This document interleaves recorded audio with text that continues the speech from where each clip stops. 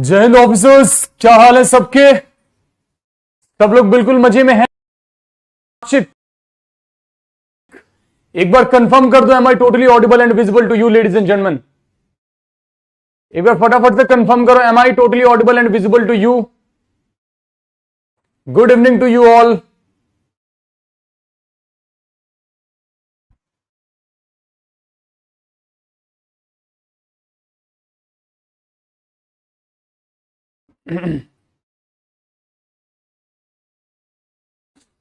चलो शाबाश। This is going to be our first class for binomial theorem. Sequence and series की class हमारी खत्म हो गई थी। कल तुम्हारे लिए कुछ ऑर्डर भी था, अभी ऑर्डर पे आएंगे बाद में। फटाफट से एक बार क्लास का रिचुअल पूरा कर देंगे। क्या लाइव चैट में जयकारा लगाएंगे क्या मेरे भाई? भारत माता की जय। भारत माता की जय का उद्घोष करेंगे फटाफट से, फिर उसके बाद विल स्टार्ट द सेशन। और जरा बताओ ऑर्डर किस किस ने कंप्लीट करा भाई? 5 years प्रीवियस ईयर क्वेश्चन खत्म हो गया और स्टिल इन द प्रोसेस। जो लोग प्रोसेस में हैं उनके वो भी ठीक है। जिन्होंने ट्राई ही नहीं किया भाई, तुम्हें क्या करें हम? क्या करें तुम्हारा? करें क्या तुम्हारा?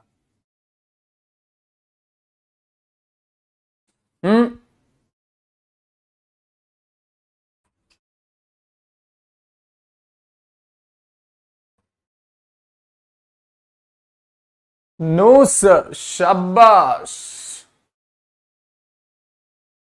स्टिल इन द प्रोसेस, ठीक है। हाँ, तुम लोगों के लिए आज रात तक का टाइम दिया था मैंने। तुम लोगों के लिए आज रात तक का टाइम दिया था, ये कंसिडर करके कि तुम में से मोस्टली लोग स्कूल जाने वाले हैं। तुम में से मोस्टली लोग स्कूल जाने वाले हैं, इसलिए आज रात तक का तुम्हें वक्त दिया था मेरे भाई। टेंशन मत लो, आज रात को खत्म कर लो, ठीक है? ठीक है, शाबाश। चलो, तुम्हारा भी टाइम खत्म नहीं हुआ है। तुम्हारा भी टाइम खत्म नहीं हुआ है, तुम्हारा भी टाइम है। तुम्हारे पास आज रात तक का टाइम है, तो नॉट एन इश्यू। मैंने ये सोचा था कि तुम रात में कहां ही पढ़ोगे, फिर सुबह में स्कूल होगा, तो दोनों टाइम में जब भी वक्त मिले उस हिसाब से कर लेना। अरे शाबाश। चलो भाई आ जाओ, रिचुअल पूरा हो चुका है हमारी क्लास का। This is going to be first class for binomial theorem. प्यारा सा चैप्टर है। देखो, बाइनोमियल थ्योरम और पीएनसी जो है ना रिलेटेड है, लेकिन फिर भी मैं पहले बाइनोमियल थ्योरम करा रहा हूं, इसलिए क्योंकि इसमें बस बेसिक कॉम्बिनेशन लगेगा, तो वो कॉम्बिनेशन में करवा दूंगा। यहां पे पहले कॉम्बिनेशन का बेसिक बताऊंगा, फिर उसके बाद बाइनोमियल पढ़ेंगे। क्योंकि करना ही है ना कि पीएनसी जो पार्ट है, PNC is going to be very vast, तो पीएनसी हम बाद में पढ़ लेंगे बाइनोमियल के बाद। क्वेश्चन कम सॉल्व हुए कोई बात नहीं, विद टाइम चीजें इंप्रूव होंगी ना, विद टाइम चीजें इंप्रूव होंगी, ठीक है? ठीक है, 50 क्वेश्चन अराउंड, इसलिए तो मैंने बोला था कि अराउंड 50 क्वेश्चन रहेंगे। बोला तो था कि अराउंड 50 क्वेश्चन रहेंगे, ठीक है? देखो क्या क्या आज हम करने वाले हैं भाई, क्या क्या आज हम करने वाले, कुछ बेसिक्स ऑफ कॉम्बिनेशन जान लेंगे, क्योंकि मैं मान के चल रहा हूं कि तुम में नॉन मैथ्स वाले भी लोग होंगे, ठीक है? ठीक है, प्रॉपर्टीज ऑफ कॉम्बिनेशन की बात करेंगे, बाइनोमियल एक्सपेंशन की बात करेंगे, नंबर ऑफ टर्म्स की बात करेंगे, जनरल टर्म्स की बात करेंगे और टर्म फ्रॉम एंड की बात करेंगे।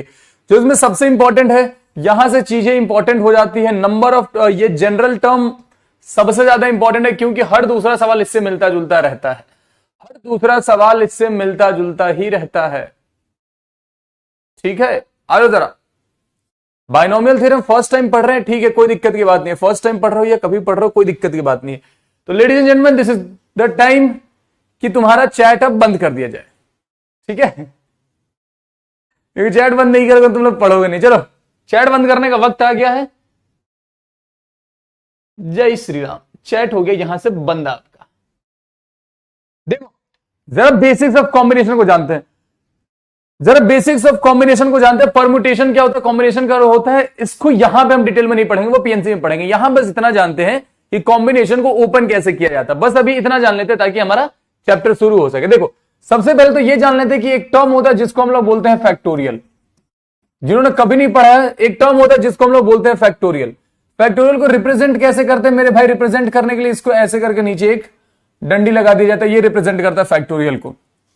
कहने का औचित्य ये है कि अगर हमने कभी n फैक्टोरियल लिखा है, तो n फैक्टोरियल का मतलब क्या हो जाता है? n -1 n -2, तब तक जब तक 1 तक ना पहुंच जाए।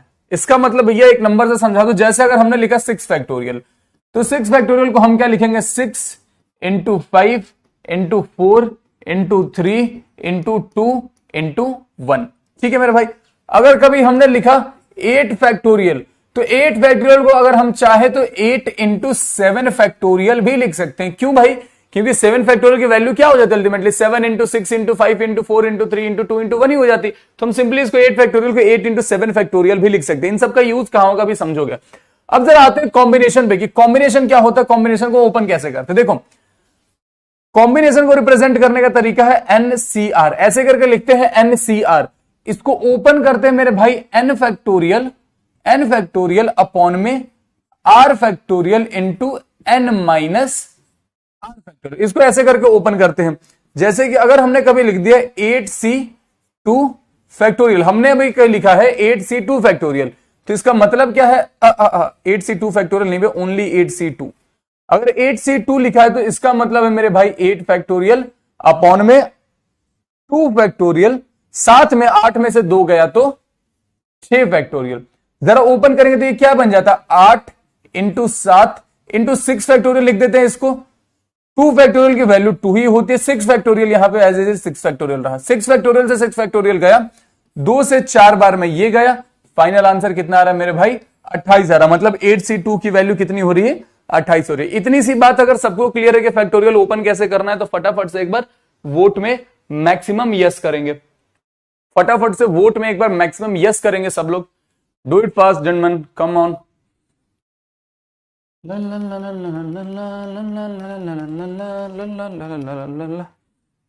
लिखे जो खत तुझे वो तेरी याद में हजारों रंग के अफसाने बन गए, सवेरा जब हुआ। Time to stop the poll. Show result 96% लोगों को समझ में आ गया, शाबाश। अब जरा बेसिक प्रॉपर्टीज ऑफ कॉम्बिनेशन जान लेते हैं, जरा बेसिक प्रॉपर्टीज ऑफ कॉम्बिनेशन जान लेते हैं। पहली इंपॉर्टेंट प्रॉपर्टी मेरे भाई वो ये है कि एनसीआर जो है वो किसके बराबर होगा, एनसीएन माइनस आर के बराबर होगा। ये चीजें समझो, ये बाइनोमियल थ्योरम में यूज होंगे, इन पे बेस सवाल आते हैं। NCR is equal to NCN minus R के बराबर होगा। एग्जाम्पल मेरे भाई की जो 8c2 की वैल्यू होगी ना, वही 8c8 में से 2 गया तो 6 की वैल्यू होगी, वही वैल्यू 8c6 की भी होगी। समझ गए बात, ये है एग्जाम्पल। दूसरी प्रॉपर्टी, अगर कभी भी NCX is equal to NCY है, क्या मैंने बोला कि अगर कभी भी NCX is equal to NCY है तो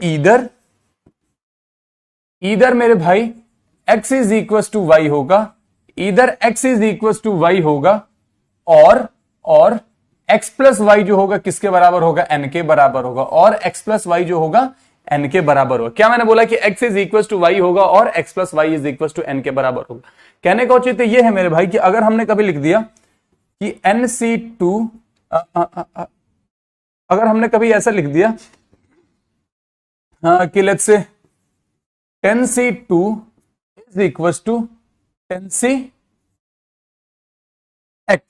ठीक है, और पहले ही बोल दिया कि x is not equal to 2 है, पहले ही बोल दिया कि x is not equal to 2 है। अब हमसे कोई पूछे कि x की वैल्यू क्या होगी, तो हम लिखेंगे कि x प्लस 2 की जो वैल्यू है ना वो 10 के बराबर है, यानी x की जो वैल्यू वो किसके बराबर होगी, 8 के बराबर होगी। ये 2 प्रॉपर्टी होगी।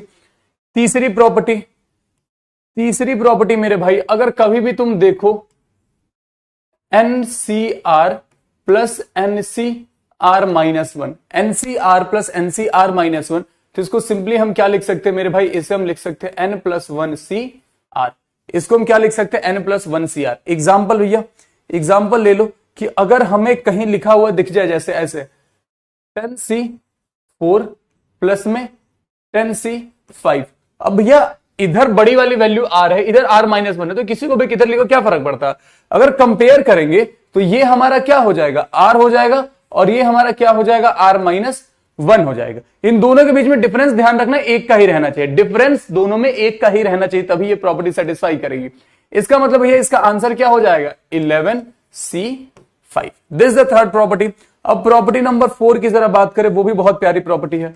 प्रॉपर्टी नंबर 4 की बात करें, अगर कहीं तुम ऐसा देख लो NCR अपॉन में NCR माइनस 1, अगर कहीं तुम ऐसा देख लो मेरे भाई, तो तुम इसको क्या लिख सकते हो, n माइनस जो छोटी वाली वैल्यू है उसको माइनस कर दो तो माइनस आर प्लस 1 हो जाता। बेसिकली तुमने क्या किया, इस n में से इस छोटी वाली वैल्यू को माइनस कर दिया है, अपॉन में क्या हो जाएगा, r हो जाएगा। भैया एक इस पे भी एग्जांपल दे दो, देख लो भैया एग्जांपल इस पे भी।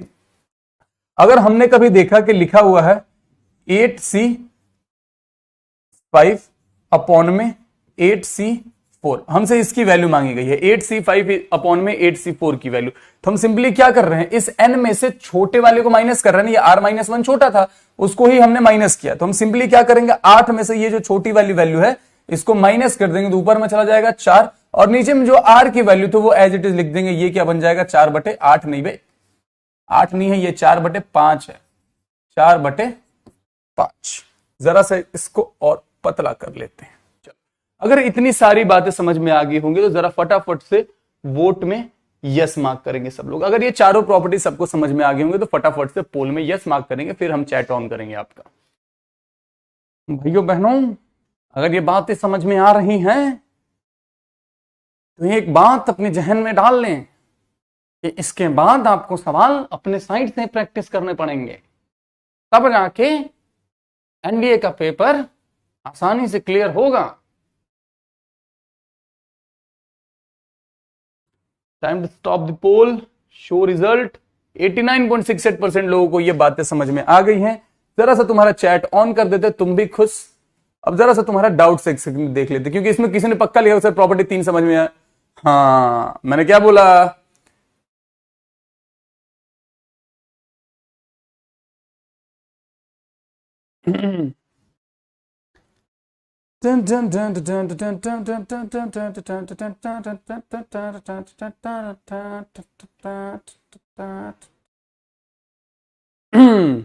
निखिल कश्यप एनडीए 1 में सर ने एनसीआर इक्वल टू एनसीआर-1 कराया था, क्या ये गलत है? किसने बोला गलत है भाई, किसने बोला गलत है? अगर हम वो प्रॉपर्टी नहीं लिखवाए तो वो गलत थोड़ी हो जाएगा। तुम सिंपल समझ लो ना मेरे भाई, अगर तुम्हें लिखा हुआ है n की वैल्यू तुम अपने मन से 8 कर दो, ठीक है, 8c4 या लेट्स से 8c5 कर लेते हैं, 8c5 कर लेते हैं, ठीक है। उसके अलावा तुमने क्या लिखा था, ये हमारे r की वैल्यू हो गई, ये हमारे r की वैल्यू हो गई, ठीक है। दूसरी साइड में तुमने करा था r-1 करो भैया, तो इसको हम क्या कर देंगे, 8c4 कर देंगे। जरा इसको ओपन करो तो ये वैल्यू बन जाएगी 8 फैक्टोरियल, ठीक है। नीचे में क्या आ जाएगा, 8 में से 5 गया तो 8 में से 5 गया तो 3 फैक्टोरियल, और ये यहां पे 5 फैक्टोरियल, इधर क्या आएगा 8 फैक्टोरियल, इधर क्या आएगा 4 फैक्टोरियल इंटू 4 फैक्टोरियल, ठीक है भैया। 8 factorial into 8 into 7 into 6, 5 factorial खत्म हो जाएगा, नहीं लिखेंगे 3 फैक्टोरियल का मतलब 3 इंटू 2। जरा इधर जाएंगे तो 8 into 7 into 6 into 5, 4 factorial. Denominator में अपने मन से एक 4 फैक्टोरियल रखेंगे, क्योंकि एक 4 फैक्टोरियल तो खत्म हो जाएगा। 3 से 2 बार में ये गया, 3 से 2 बार में ये गया, 4 से 2 बार में ये गया। सर लेफ्ट हैंड साइड में आ रहा है 56 और राइट हैंड साइड में कितना आ रहा है, 7 5 35, 35 दूनी 70 आ रहा है। सर ये तो बराबर नहीं आया, सर ये तो बराबर नहीं आया। तो क्या होगी प्रॉपर्टी, तुम्हें समझ में आ गया, समझ में आ गया?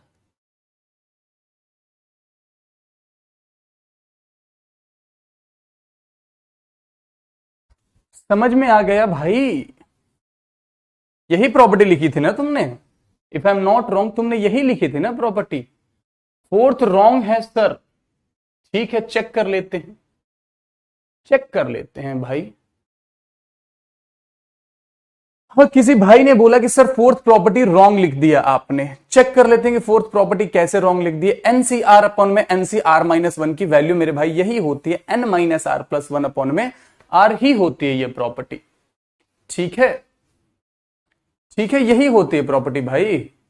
अब तुम लोग गलत गलत गलत गलत बोल रहे हो, तुम लोग यार मजबूर कर देते हो लोग हमको। कहां गया मेरा 50,000,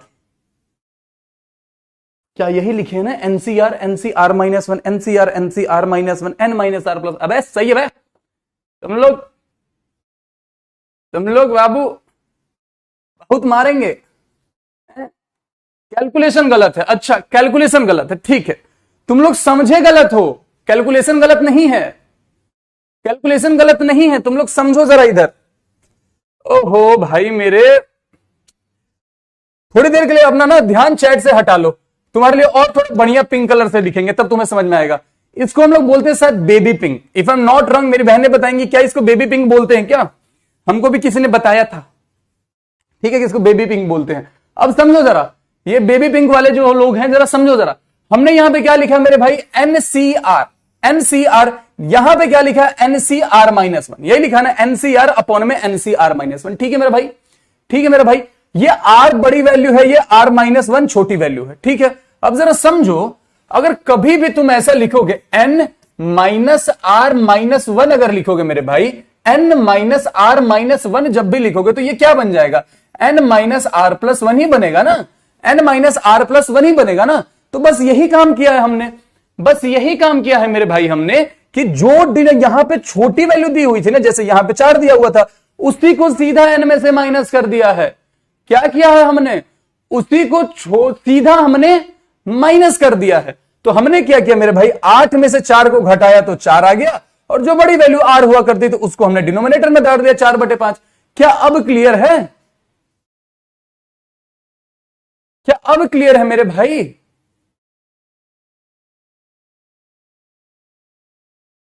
अब क्लियर है सबको क्या? पीच पिंक बोलते हैं इसके। दिमाग खराब तो कर मत तुम लोग। पिंक के नाम पे एक पिंक जाने हैं हम, और पिंक के नाम पे एक बेबी पिंक जाने हैं हम। अभी ये नया कलर लेकर के आ गई है छोटी रानी ठीक है। और जो मेरे भाई ने उसने बोला था NCR is equal to NCR -1, hopefully वो प्रॉपर्टी समझ में आ गई। वो सीधा बोलता तो तुम्हें समझ में नहीं आती, ठीक है, इसलिए वैसे करके प्रूव कर लिया। ठीक है मेरा भाई, ठीक है। All clear gentleman, all clear, all clear, all clear, शाबाश। Let's proceed further, let's proceed further. ये कुछ इंपॉर्टेंट प्रॉपर्टी थी। अब जरा काम की बातें यहां से स्टार्ट होंगी, अब जरा काम की बातें यहां से स्टार्ट होंगी। +1 नहीं होगा। +1 क्यों होगा बे वहां पे? अगर तुम +1 वाले तरीके से करना चाहते हो, हे भगवान, ऐसे छात्र, तुम +1 वाले तरीके से करना चाहते हो तो जरा इधर, तुम्हारे आर की वैल्यू कितनी थी भैया? आर की वैल्यू 5 थी। अगर +1 वाले से करना चाहते हो तो क्या लिखा था हमने? n -r+1 अपॉन में r लिखा था ना। तो r की जगह पे 5 डालना। तुम इसको लिखोगे 8 - 5 + 1 अपॉन में 5। 8 1 9, 9 में से 5 गया, कितना आया? 4/5 ही आया ना। कहने का औचित्य यह है कि चाहे तुम कान ऐसे पकड़ो, चाहे तुम कान ऐसे पकड़ो, पकड़ तो कान ही रहे हो ना भाई। तो दोनों तरीके से तुम लाओगे, तुम्हारा वैल्यू तो सेम ही आएगा। जय मां काली, आयो गोर खाली, शाबाश। चलो चलो चलो, ये जो डिस्कस हुआ था ये समझ में आ गया होगा सबको। थोड़ा और आगे बढ़े। अब वापस चैट बंद कर रहा हूं मेरे भाइयों बहनों आपको, क्योंकि समझाना जरूरी है, क्योंकि समझाना जरूरी है, इसलिए चैट बंद करना पड़ेगा, चैट बंद करना पड़ेगा। किसी ने बोला कि भैया तीसरी वाली प्रॉपर्टी देख लो। तुम लोग प्रॉपर्टी से आगे नहीं बढ़ने दोगे। एक तो जीवन में प्रॉपर्टी नहीं आ रही है। क्या किया है हमने? यहां पे क्या लिखा है जरा बताओ? इधर वाली चीज मैंने यहां लिख रखी है। आर जो बड़ी वैल्यू रहेगी वही तो आर का काम करेगा, जो छोटी वाली वैल्यू रहेगी वो r -1 का काम करेगा। कैसे तुम लोग इतना छोटी छोटी बातें, बेसिक बेसिक सी बातों में कंफ्यूज होते रहते हो? जरा देखते हैं बाइनोमियल एक्सपेंशन क्या होता है। अब समझो, हमारे सिलेबस का हिस्सा बस बाइनोमियल है, तो हम बाइनोमियल ही पढ़ेंगे। हम मल्टीनोमियल, ट्राइनोमियल वगैरह वगैरह नहीं पढ़ने वाले, हमारे सिलेबस का हिस्सा नहीं है। हमारा कोर फोकस बाइनोमियल ही रहेगा। अब बचपन में हमने कुछ फॉर्मूलाज पढ़े थे मेरे भाई, ये वाले a + b के होल स्क्वायर। पिंक कलर से नहीं लिखूंगा, बट बहुत गंदा लग रहा है, ये व्हाइट से लिखूंगा। हमने बचपन में पढ़ा था a + b का होल स्क्वायर। अब इसी फॉर्मूले को कुछ बच्चे a² + 2ab + b² लिखते हैं, और कुछ बच्चे a² + b² + 2ab लिखते हैं। Correct? Calculation point of view से अगर बात करें तो दोनों के दोनों कैलकुलेशन ही सही है, दोनों से सेम वैल्यू आएगी, दोनों से सेम वैल्यू आएगी। बट जब राइटिंग पॉइंट ऑफ व्यू से बात करेंगे ना, कौन ज्यादा प्रॉपर सही लिखा हुआ है, तो हम इसको मार्क करेंगे कि ये प्रॉपर सही लिखा हुआ है। अब ऐसा क्यों हुआ मेरे भाई? क्योंकि यहां पे काम करता है बाइनोमियल एक्सपेंशन का रूल। अब बाइनोमियल एक्सपेंशन का रूल क्या बोलता है? बहुत इंपॉर्टेंट चीज है, अपनी निगाहें जरा बोर्ड की ओर कर लोगे। बाइनोमियल एक्सपेंशन का रूल क्या बोलता है? अगर कभी भी तुम a + b⁴n देखो, अगर कभी भी a + b⁴n देखो, n यहां पे कोई भी पॉजिटिव नंबर है मेरे भाई, तो तुम इसको ओपन कैसे करोगे, तुम इसको ओपन करोगे ऐसे, nc0 a to the power n minus 0 यानी कि nb to the power 0 plus में nc1 a to the power n minus 1 b to the power 1 plus में nc2 a to the power n minus 2 b to the power 2 या b square. कहां तक जाएंगे, ऐसे हम बढ़ते हुए जाएंगे ncn तक, a to the power n minus n यानी कि 0 and b to the power n। हम यहां तक ऐसे ही बढ़ते जाएंगे, ठीक है, हम वहां तक ऐसे ही बढ़ते जाएंगे। अब इसी को अगर नटशेल में कोई लिखना चाहे ना, तो नटशेल में सिंपली इसको कैसे लिख सकते हैं मेरे भाई, बस ऐसे कर दे, एक सिग्मा का साइन लगा देगा, एक सिग्मा का साइन लगा देगा, इसे लिख देगा N C R A to the power n minus R and b to the power r। r की वैल्यू 0 से लेकर के n तक चेंज होते रहेगी, और सिग्मा लगा, इसका मतलब कि इसके बीच में प्लस प्लस प्लस का साइन चलते हुए चला जाएगा, इसके बीच में प्लस प्लस प्लस का साइन चलते हुए चला जाएगा। एक एग्जांपल दे दो भैया, एक एग्जांपल समझो, एक फॉर्मूला हमने और बचपन से पढ़ रखा, किस चीज का, a प्लस बी के होल क्यूब का, a प्लस बी के होल क्यूब का। होपफुली चीजें तुम्हें याद होंगे, फॉर्मूला याद होगा, उससे हमारा चेक हो जाएगा कि ये बाइनोमियल थ्योरम सही में काम कर रहा है कि नहीं कर रहा। अगर अपने को करना है a प्लस बी का क्यूब बाइनोमियल थ्योरम से, तो हम कैसे लिखेंगे मेरे भाई, इसे एक्सपेंड करेंगे, 3c0 a to the power 3 में से 0 गया तो 3b टू द पावर 0। थोड़ा और आगे बढ़ेंगे तो 3c1 a to the power 3 में से 1 गया तो 2 और b का पावर 1। फिर 3c2 a to the power 3 में से 2 गया तो 1 और b का स्क्वायर। लास्ट में 3c3 a to the power 3 में से 3 गया तो 0 और b का क्यूब। अब यहां पे दो चीजें और समझो प्रॉपर्टी से रिलेटेड मेरे भाई, यहां पे दो चीजें और समझो उसी प्रॉपर्टी से रिलेटेड। इधर ऐसे करके हम पिंक कलर से लिख देते हैं, इंपॉर्टेंट है।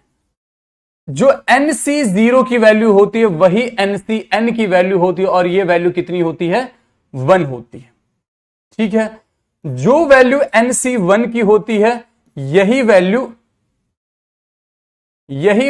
ncn माइनस 1 की होती है, और ये कितनी हो जाती है, ये हो जाती है n के बराबर, ये हो जाती है मेरे भाई n के बराबर है, ठीक है। इतनी सी बात सबके जहन में रहेगी। अब जरा आगे सॉल्व करते हैं। इस तरह से 3c0 की वैल्यू कितनी होनी चाहिए, nc0 यानी कि 1 होनी चाहिए। तो ये वाला पार्ट तो सिंपली क्या बन जाएगा, a क्यूब बन जाएगा। अगर 3c1 की बात करें तो वो कितना हो जाएगा, nc1 n के बराबर होता भैया, तो ये हो जाएगा 3a स्क्वायर b। 3c2 की अगर बात करें तो ये भी कितना हो जाएगा, ये भी 3 के बराबर हो जाएगा, क्यों, क्योंकि n-1 वाला केस है। तो इसको हम चाहे तो लिख सकते हैं 3ab स्क्वायर। 3c3 की अगेन वैल्यू देख लो कितनी बनेगी, 1 बनेगी, तो इसकी जगह वापस से 1, a to the power 0 again 1, और ये सिंपली b क्यूब। मतलब ये हमारा फाइनल आंसर बन रहा है a प्लस बी के होल क्यूब का। और तुमने कभी भी a प्लस बी के होल क्यूब का फॉर्मूला पढ़ा है तो फॉर्मूला यही आता है, a cube plus 3a square b plus 3ab square plus b cube.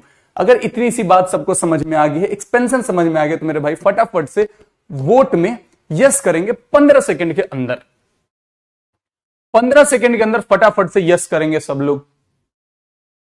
ला ला ला ला ला ला ला ला ला ला ला ला ला।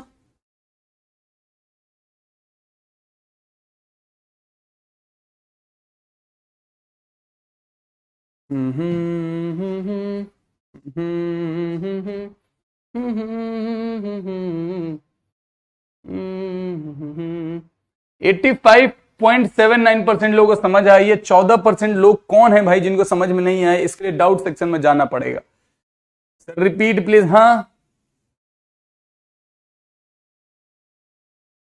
हाँ भाई सॉल्व करो और क्या।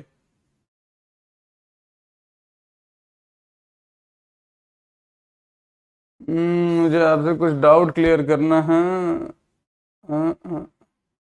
ठीक है ठीक है ठीक है अक्षर शर्मा, ठीक है ठीक है।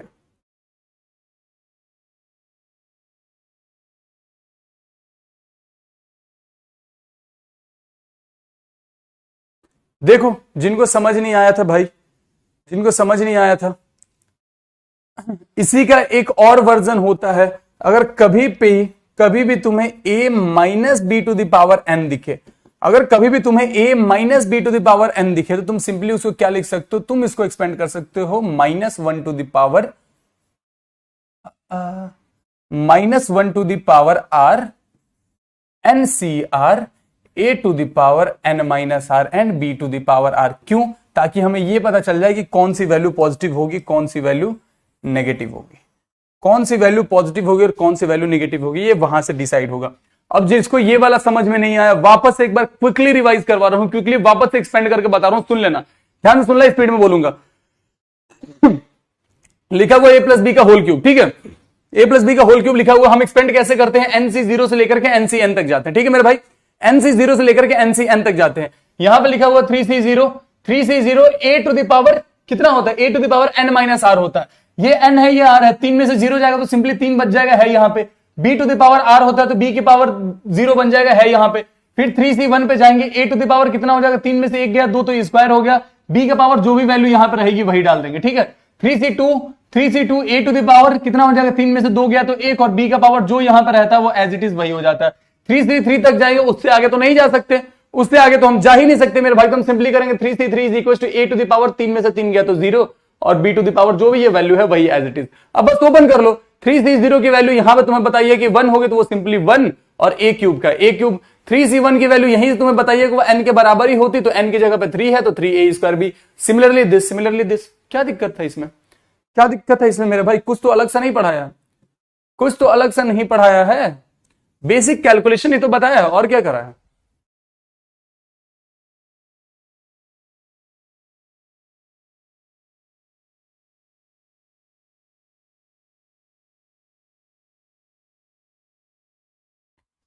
समझ गए, चलो थोड़ा और आगे बढ़े, थोड़ा और आगे बढ़े।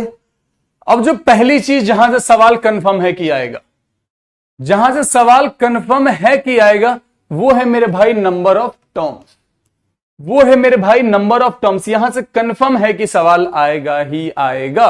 नंबर ऑफ टर्म्स, पहला जो इसका केस होता है मेरे भाई वो होता है कि अगर कभी भी तुम्हें a plus B to the power n दिख जाए, अगर कभी भी तुम्हें a plus B to the power n दिख जाए तो इसमें नंबर ऑफ टर्म क्या होंगे, इसमें मेरे भाई नंबर ऑफ टर्म्स क्या हो जाएंगे, इसमें नंबर ऑफ टर्म्स हो जाएंगे मेरे भाई n+1। एग्जाम्पल, अगर कभी तुम देख लो कि a plus B to the power let's say 50 दिया हुआ है, a plus B to the power 50 दिया हुआ है, तो इसमें नंबर ऑफ टर्म कितने होंगे, इसमें नंबर ऑफ टर्म मेरे भाई कितने हो जाएंगे, n+1 यानी कि 51 हो जाएंगे इसमें नंबर ऑफ टर्म्स। जैसे a प्लस बी का होल स्क्वायर आता है, जैसे a प्लस बी का होल स्क्वायर आता है तो वो क्या होता है, a² plus 2ab plus b², a² plus 2ab plus b², 3 term हो रहा है ना, तो 3। अगर कभी तुम दिख जाए, अगर कभी तुम्हें दिख जाए a plus B plus C to the power n, तो ऐसे केसेस में मेरे भाई नंबर ऑफ टर्म्स क्या हो जाएंगे, ऐसे केसेस में नंबर ऑफ टर्म्स हो जाते हैं n+1 n+2 अपॉन में 2, इसमें ये हो जाते हैं नंबर ऑफ टर्म्स, ठीक है। जैसे अगर कहीं लिखा हुआ रहता x plus 2y plus z to the power 8 रहता, तो इसमें नंबर ऑफ टर्म कितना होता है मेरे भाई, 8 प्लस 1 9, 8 और 2 10 अपॉन में 2, इससे ये गया 5 बार में, नंबर ऑफ टर्म इसमें हो जाते 45, नंबर ऑफ टर्म इसमें हो जाते 45। ठीक है मेरे भाई, ठीक है मेरे भाई। अब काम की बात सुनो एक और, अब कितनों के लिए हम याद करते रहेंगे, मतलब ये कितनों के लिए याद करते रहेंगे, यहां तो ब्रैकेट के अंदर 2 एलिमेंट थे, यहां तो ब्रैकेट के अंदर 2 एलिमेंट थे, यहां पे ब्रैकेट के अंदर 3 एलिमेंट थे, तो एक और फॉर्मूला याद करो, बट 4 रहे 5 रहे 6 रहे 7 रहे, तो कैसे करेंगे, तो भाई उसके लिए एक जनरल फॉर्मूला तुम्हारे लिखवा दे रहा हूं इधर में, यही तुम्हारे जो भी पिंक कलर बोलते हैं इसको, बेबी पिंक या चेरी पिंक जो भी था, उससे लिखवा देता हूं कि अगर कभी भी तुम्हें ऐसा कुछ दिख जाए x1 plus x2 plus x3 up to कहां तक x के तक टू दी पावर n, तो मेरे भाई ऐसे केसेस में नंबर ऑफ टर्म्स जो होंगे, नंबर ऑफ टर्म्स जो होंगे वो कितने हो जाएंगे, वो हो जाएंगे n प्लस k-1c k-1, और k कितने किस चीज को रिप्रेजेंट कर रहा है, k रिप्रेजेंट कर रहा है कि ब्रैकेट के अंदर कितने एलिमेंट्स हैं, k रिप्रेजेंट कर रहा है कि ब्रैकेट के अंदर कितने एलिमेंट्स हैं। जैसे एक एग्जांपल है, जैसे कि एक एग्जांपल है मेरे भाई, अगर हमने देखा, अगर हमारे पास क्वेश्चन है कि a plus B plus C plus D let's say plus E to the power let's say 8 हमसे बोला जाता है कि इसमें नंबर ऑफ टर्म कितने होंगे, हमसे क्या बोला जाता है कि नंबर ऑफ टर्म्स कितने होंगे, जरा बताओ, नंबर ऑफ टर्म्स कितने होंगे जरा बताओ। तो हम सबसे पहला हमारा काम क्या होगा, ब्रैकेट के अंदर कितने एलिमेंट है जरा काउंट करते हैं। क्या मैंने बोला, ब्रैकेट के अंदर कितने एलिमेंट है जरा काउंट करते हैं। 1 2 3 4 5, मतलब मेरे भाई हमारे k की वैल्यू कितनी होगी भैया, k की वैल्यू हो गई 5। n की वैल्यू कितनी है, n की वैल्यू 8 है, n की वैल्यू 8 है। लेकिन हमें जरूरत किसकी है, हमें जरूरत है मेरे भाई k -1 की। हमने क्या यहां पे लिख रखा, हमने लिख रखा n plus k -1 c k -1, क्या लिखा है, n plus k -1 c k -1, again n plus k -1 c k -1। ठीक है, तो हमारे k की value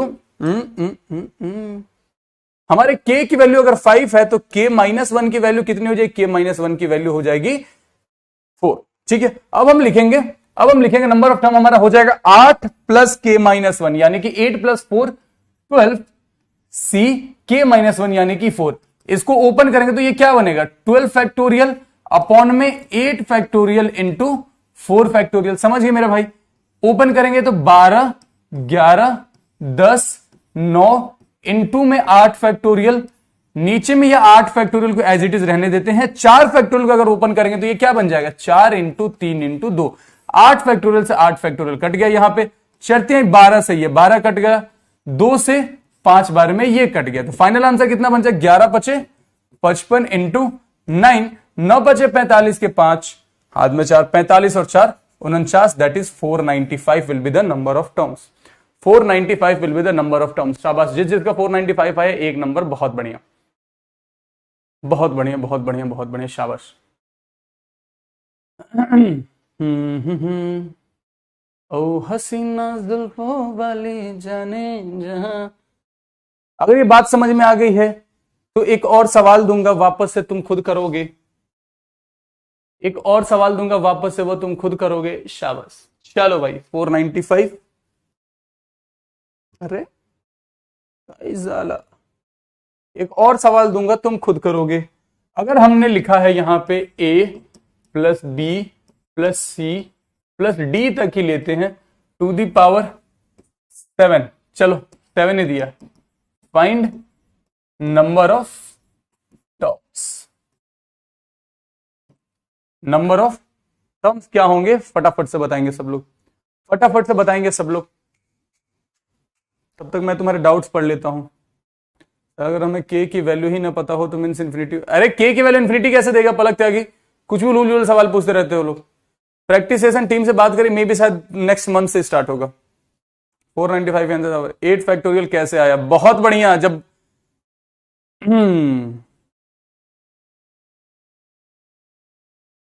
I'm giving my class time to solve more and more questions, just see this class, actually I need, okay Shubham, ठीक है। but is this a formula, the number of terms valid a plus b are matrices, then what in the case number of terms will be 4 if n equals to 2, what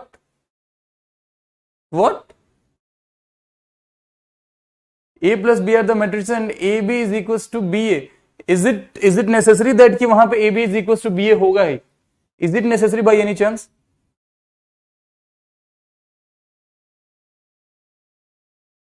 a plus B plus C का expansion तुमसे नहीं पूछा जाएगा Ragini. Second के example समझा दो, कौन सा सेकंड के एग्जांपल समझा दे, अरे सेकंड का example, a plus B plus C का होल क्यूब कर लो एक बार, या a plus B plus C का होल स्क्वायर कर लो एक बार, तुम्हें पता चल जाएगा।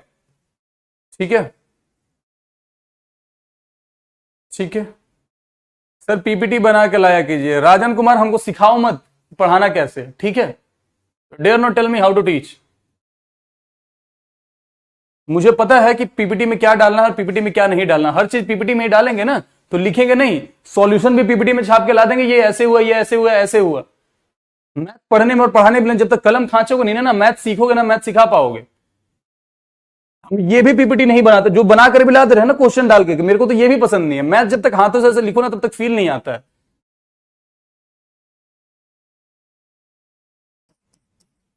Find the number of terms. अब नंबर ऑफ टर्म्स की बात की जा रही है मेरे भाई, यहां पे सबसे पहले तो k की वैल्यू देखेंगे, k की वैल्यू कितनी अंदर में 4 है, तो k की वैल्यू 4 हो गई।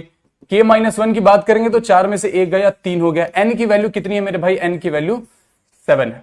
n की वैल्यू 7 है तो हमारे अकॉर्डिंग क्या हो जाना चाहिए? 7 + 3c3 यानी कि 10c3 will be the answer. 10c3 अगर निकालने जाएंगे तो 10, 9, 8, 7 7 तक जाना है क्या? नहीं भैया, 7 फैक्टोरियल। चलो लिख लेते तुम्हारी अंडरस्टैंडिंग के लिए। 10 में से 3 गया तो 7 फैक्टोरियल और नीचे में 3 फैक्टोरियल। इससे ये खत्म हुआ। 3 फैक्टोरियल की वैल्यू होती है 6। चलो तुम्हारी खुशी के लिए हमने इसको ऐसे लिख दिया 10 × 9 × 8। नीचे में 3 फैक्टोरियल को ओपन करेंगे तो ये बन जाएगा 3 × 2। 3 से 3 बार में ये गया, 2 से 4 बार में ये गया। चढ़ते हैं 12 × 10 120। नंबर ऑफ टर्म कितना हो जाएगा मेरा भाई? 120। शाबाश। जो का 120 आ रहा था बहुत बढ़िया, जिसका 120 आ रहा था बहुत बढ़िया। You understood the concept, you have understood the concept. ठीक है मेरे भाई, चलो शाबाश।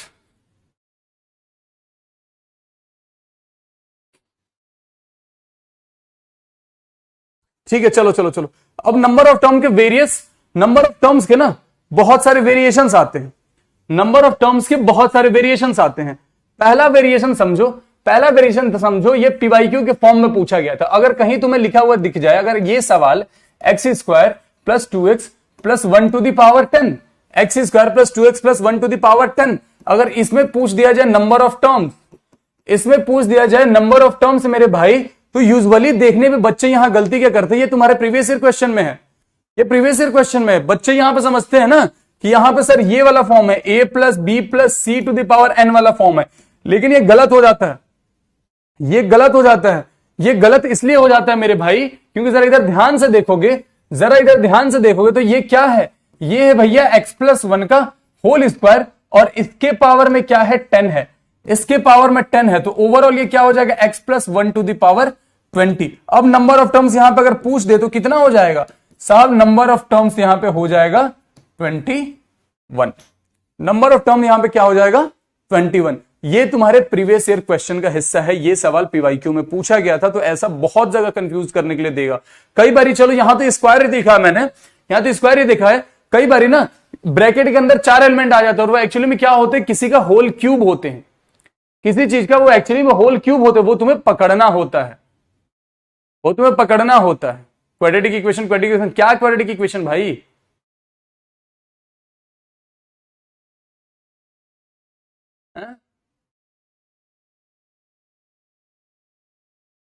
All clear? शाबाश। इनको बताओ भाई। किसी ने पूछा है, कुणाल शर्मा ने, कि 3 फैक्टोरियल की वैल्यू 6 कैसे? किसी ने पूछा कि 3 फैक्टोरियल की वैल्यू 6 कैसे? देखो बाबू, देखो बाबू, एक बात समझो, एक बात समझो। ये ना कोई भी बच्चा भी बता देगा। अगर मैं बोलूं कि n फैक्टोरियल का मतलब हो जाता है n × n-1 n-2 कब तक? 1 तक। ठीक है, तो अगर 3 फैक्टोरियल हमने लिखा है तो 3 फैक्टोरियल का मतलब होता है 3 × 2 × 1। तो 3 × 2 क्या हो जाएगा? 6 हो जाएगा। उसको 1 से मल्टीप्लाई करोगे तो क्या होगा? 6 ही होगा ना। ये जितना बच्चों वाला सवाल तुमने पूछा, जरा सा दिमाग लगा लेते, सॉल्व करते फैक्टोरियल खोल के। बोल रहा सर कैसे पकड़ना है? कैसी गंदी बातें कर रहा है यार ये लड़का। भाई वो तुम जब देखोगे यहां पे, जब इसे देखोगे या फैक्टराइज करने का ट्राई करोगे, जब फैक्टराइज करने का ट्राई करोगे तो you will get the answer.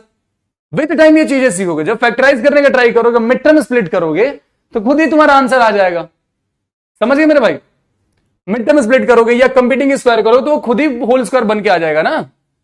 इसमें एक और सवाल आता है, इसी को से फंसाने के लिए पता है एग्जामिनर कैसे देता है? ये तो बड़ी आसानी से दिख गया, ये तो बड़ी आसानी से दिख गया। होल स्क्वायर वाला ना एक ऐसे लिख देता है। रुको रुको रुको रुको, मेरे को सोचने दो जरा।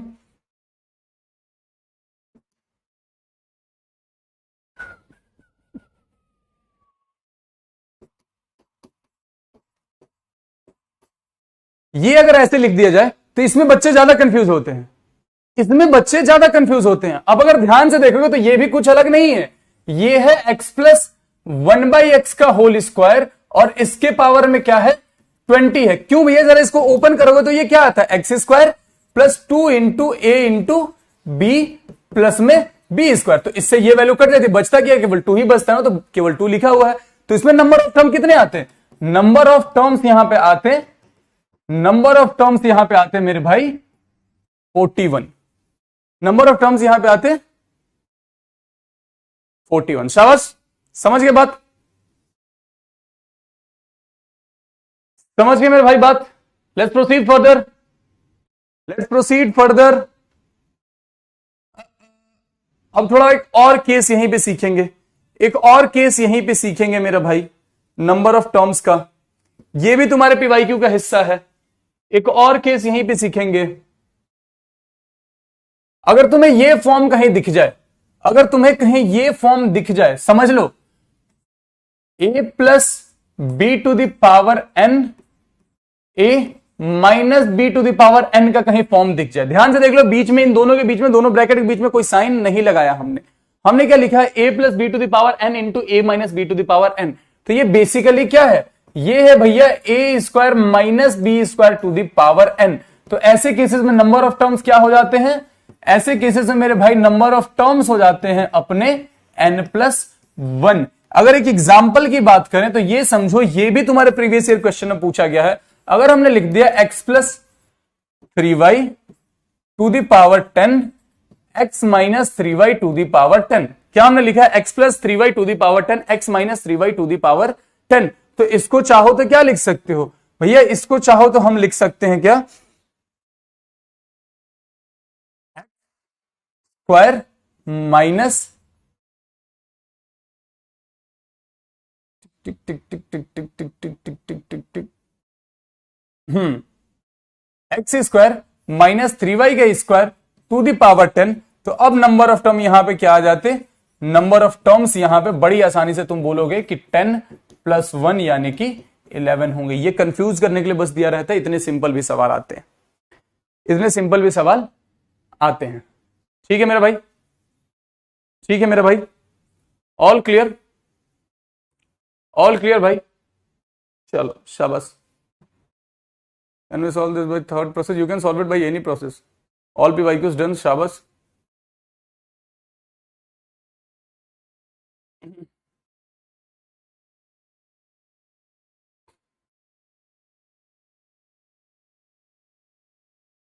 जीरो फैक्टोरियल 1 होता, लेकिन कैसे मुझे बता दीजिए बाबू। बाबू जरा समझो बातों को। अभी जीरो फैक्टोरियल को 1 बस समझ के रखो, क्योंकि यहां प्रूव करवाएंगे ना, यहां प्रूव करवाएंगे तो प्रूफ में ही रह जाएंगे हम लोग। 21 कैसे हुआ? 21 कैसे हुआ?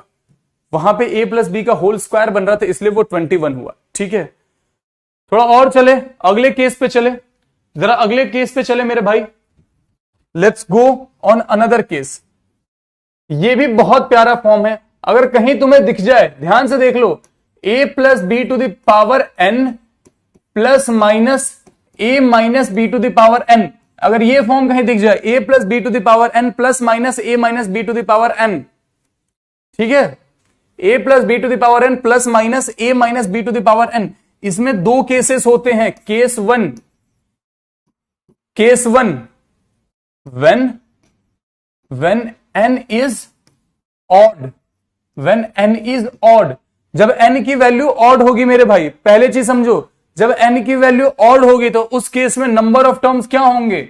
उस केस में नंबर ऑफ टर्म्स जो होंगे मेरे भाई वो सिंपली हो जाएंगे n प्लस 1 अपॉन में 2। एग्जाम्पल मेरे भाई, अगर हमने कहीं देखा है, अगर हमने कहीं देखा है कि लिखा हुआ है x plus Y to the power 11 plus या माइनस कुछ भी रहे बीच में x minus Y to the power 11, और हमसे क्या बोला जा रहा है? नंबर ऑफ टर्म्स जरा फाइंड करो।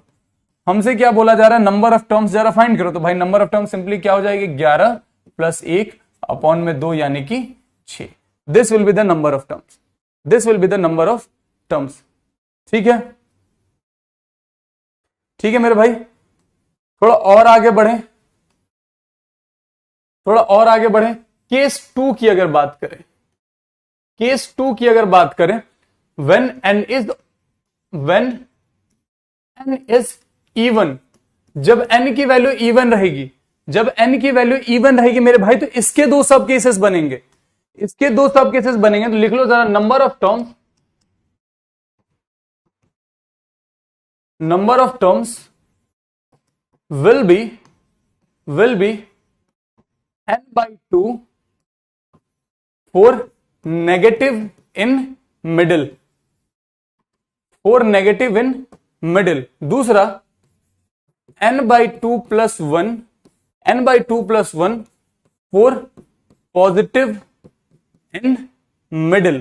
अब इसके लिए तुम्हें एग्जाम्पल जरा ध्यान से समझना होगा, ऑड वाले के लिए एग्जाम्पल जरा ध्यान से समझना होगा। आ जाओ जरा इधर, आ जाओ जरा इधर।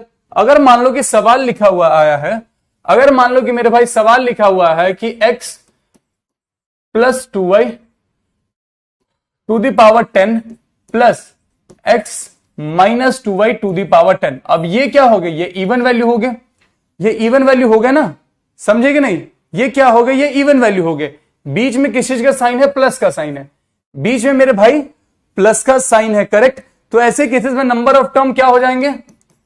नंबर ऑफ टर्म्स इस केस में हो जाएंगे मेरे भाई 10 बाई 2 प्लस 1 यानी कि 6। अगर यही सवाल रहता मेरे भाई x plus 2y to the power 10 minus x minus 2y to the power 10, अगर सवाल रहता है x plus 2y to the power 10 minus x minus 2y to the power 10, अब बीच में क्या हो गया? माइनस साइन हो गया, तो इसके कारण नंबर ऑफ टर्म्स क्या हो जाएंगे? इसके कारण मेरे भाई नंबर ऑफ टर्म्स जो हो जाएंगे that will be equal to 10 by 2 यानी कि 5। That will be equal to 10 by 2 यानी कि 5। समझ गए? दोनों के बीच का डिफरेंस क्लियर है सबको? दोनों के बीच का डिफरेंस क्लियर है सबको? Cases done, cases done. Now let's proceed further. अब जरा पोल में आंसर करोगे टोटल। अब देखो यहां पे लिखा हुआ डी सिमिलर टर्म्स, यहां पे लिखा हुआ डी सिमिलर टर्म्स। अब एग्जामिनर ना तुम्हें केवल नंबर ऑफ टर्म्स लिख के भी दे सकता है सवाल, एग्जामिनर तुम्हें number of D similar terms लिख के भी दे सकता है। एग्जामिनर चाहे तो तुम्हें नॉन जीरो टर्म लिख के भी दे सकता है। तो तीनों समझ लेना, तीनों अपने जहन में डाल लेना कि चाहे वो डी सिमिलर टर्म लिख के दे, चाहे वो नंबर ऑफ टर्म लिख के दे, चाहे वो नॉन जीरो टर्म लिख के दे, वो पूछ रहा है तुमसे सेम सवाल। इतनी सी बात अगर क्लियर है तो फटाफट से पोल में आंसर करेंगे। You are getting only 45 second for this answer. 45 second में बहुत है। You are getting only 30 second for this answer. फटाफट से 30 सेकंड में आंसर करेंगे। 30 सेकंड से 1 सेकंड ज्यादा नहीं दूंगा।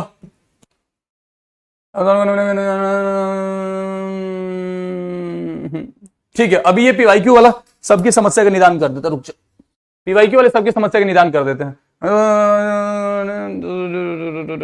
कल पता चल जाएगा, कल सब कुछ क्लियर हो जाएगा। हालांकि दे सकते हो यार, आर्य शर्मा दे सकते। डीबी में पीवाईक्यू होते हैं, कुछ कुछ होते हैं। चलो मैं फेल हो गया, क्या करूं अब? कंपार्टमेंट देना भाई। Eligible for NDA because so many people से left handed person are not eligible for NDA. किसने बोला भाई कि left handed people are not eligible for NDA? ये कहां से आया? कोई ऐसा लिखा हुआ है क्या कि राइट हैंड से ही गोली चलाओगे, लेफ्ट हैंड से नहीं चलाओगे? तुम्हारा मन, तुम लेफ्ट हैंड से बंदे मारो यार। मल्टीप्लीकेशन का साइन वाला करा तो दिया, ये कहां है? महिका विकास मल्टीप्लीकेशन का साइन वाला तो पहले कराया। पावर में जो है पर मेरी प्रीति कहां है?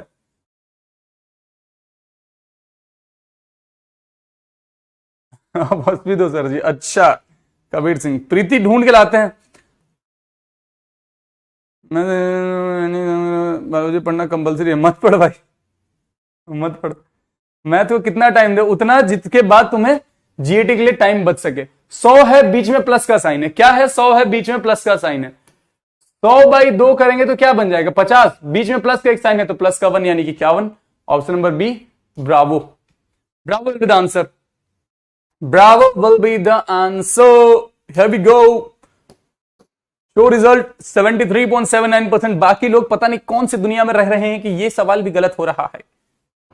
हाँ, अब ये समझो, ये समझो, ये समझाना जरूरी है, ये समझाना बहुत जरूरी है। यहां पे नंबर ऑफ टर्म्स हम तुमसे नहीं पूछे हैं, यहां पे हम तुमसे नंबर ऑफ टर्म नहीं पूछे। बी और डी सेम ऑप्शन था क्या? अरे रे रे, मिस्टेक हो गया। ये तो भारी मिस्टेक हो गया। कोई बात नहीं, हमारी तरफ से सबको फ्री नंबर। ठीक है, हमारी तरफ से सबको फ्री मार्क। अब ये जरा सवाल समझेंगे सब लोग। इसमें हम तुमसे नंबर ऑफ टर्म नहीं पूछ रहे हैं। ध्यान अपना जरा बोर्ड की तरफ करेंगे। देवी और सज्जनों, जरा अपना ध्यान बोर्ड की तरफ करेंगे क्योंकि यह समझना जरूरी है। लिखा हुआ क्या? √2 + 1 to the power 6 -√2 - 1 to the power 6। क्या लिखा हुआ है? √2 + 1 to the power 6 -√2 - 1 to the power 6। ठीक है मेरे भाई। अब हमसे क्या बोला जा रहा है कि इसको जरा इवेल्युएट करो। एग्जामिनर इस टाइप के भी सवाल दे सकता है। अगर सिंपली तुमसे नंबर ऑफ टर्म्स पूछ दिया जाता है, इसमें सिंपली तुमसे नंबर ऑफ टर्म पूछ दिया, जरा बताओ इसे नंबर ऑफ टर्म कितने होंगे, जरा मुझे ये बताओ नंबर ऑफ टर्म कितने होंगे। भैया लव फ्रॉम राजस्थान, पानी कहां है, पानी पानी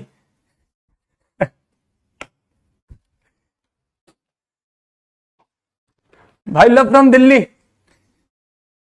भाई इसको दिल पे नहीं लेगा कोई, बता रहा हूं मैं। अगर हंसी मजाक क्लास में ना करो ना तो बोर हो जाऊंगा मैं, पढ़ाते पढ़ाते तुम भी पढ़ते पढ़ते।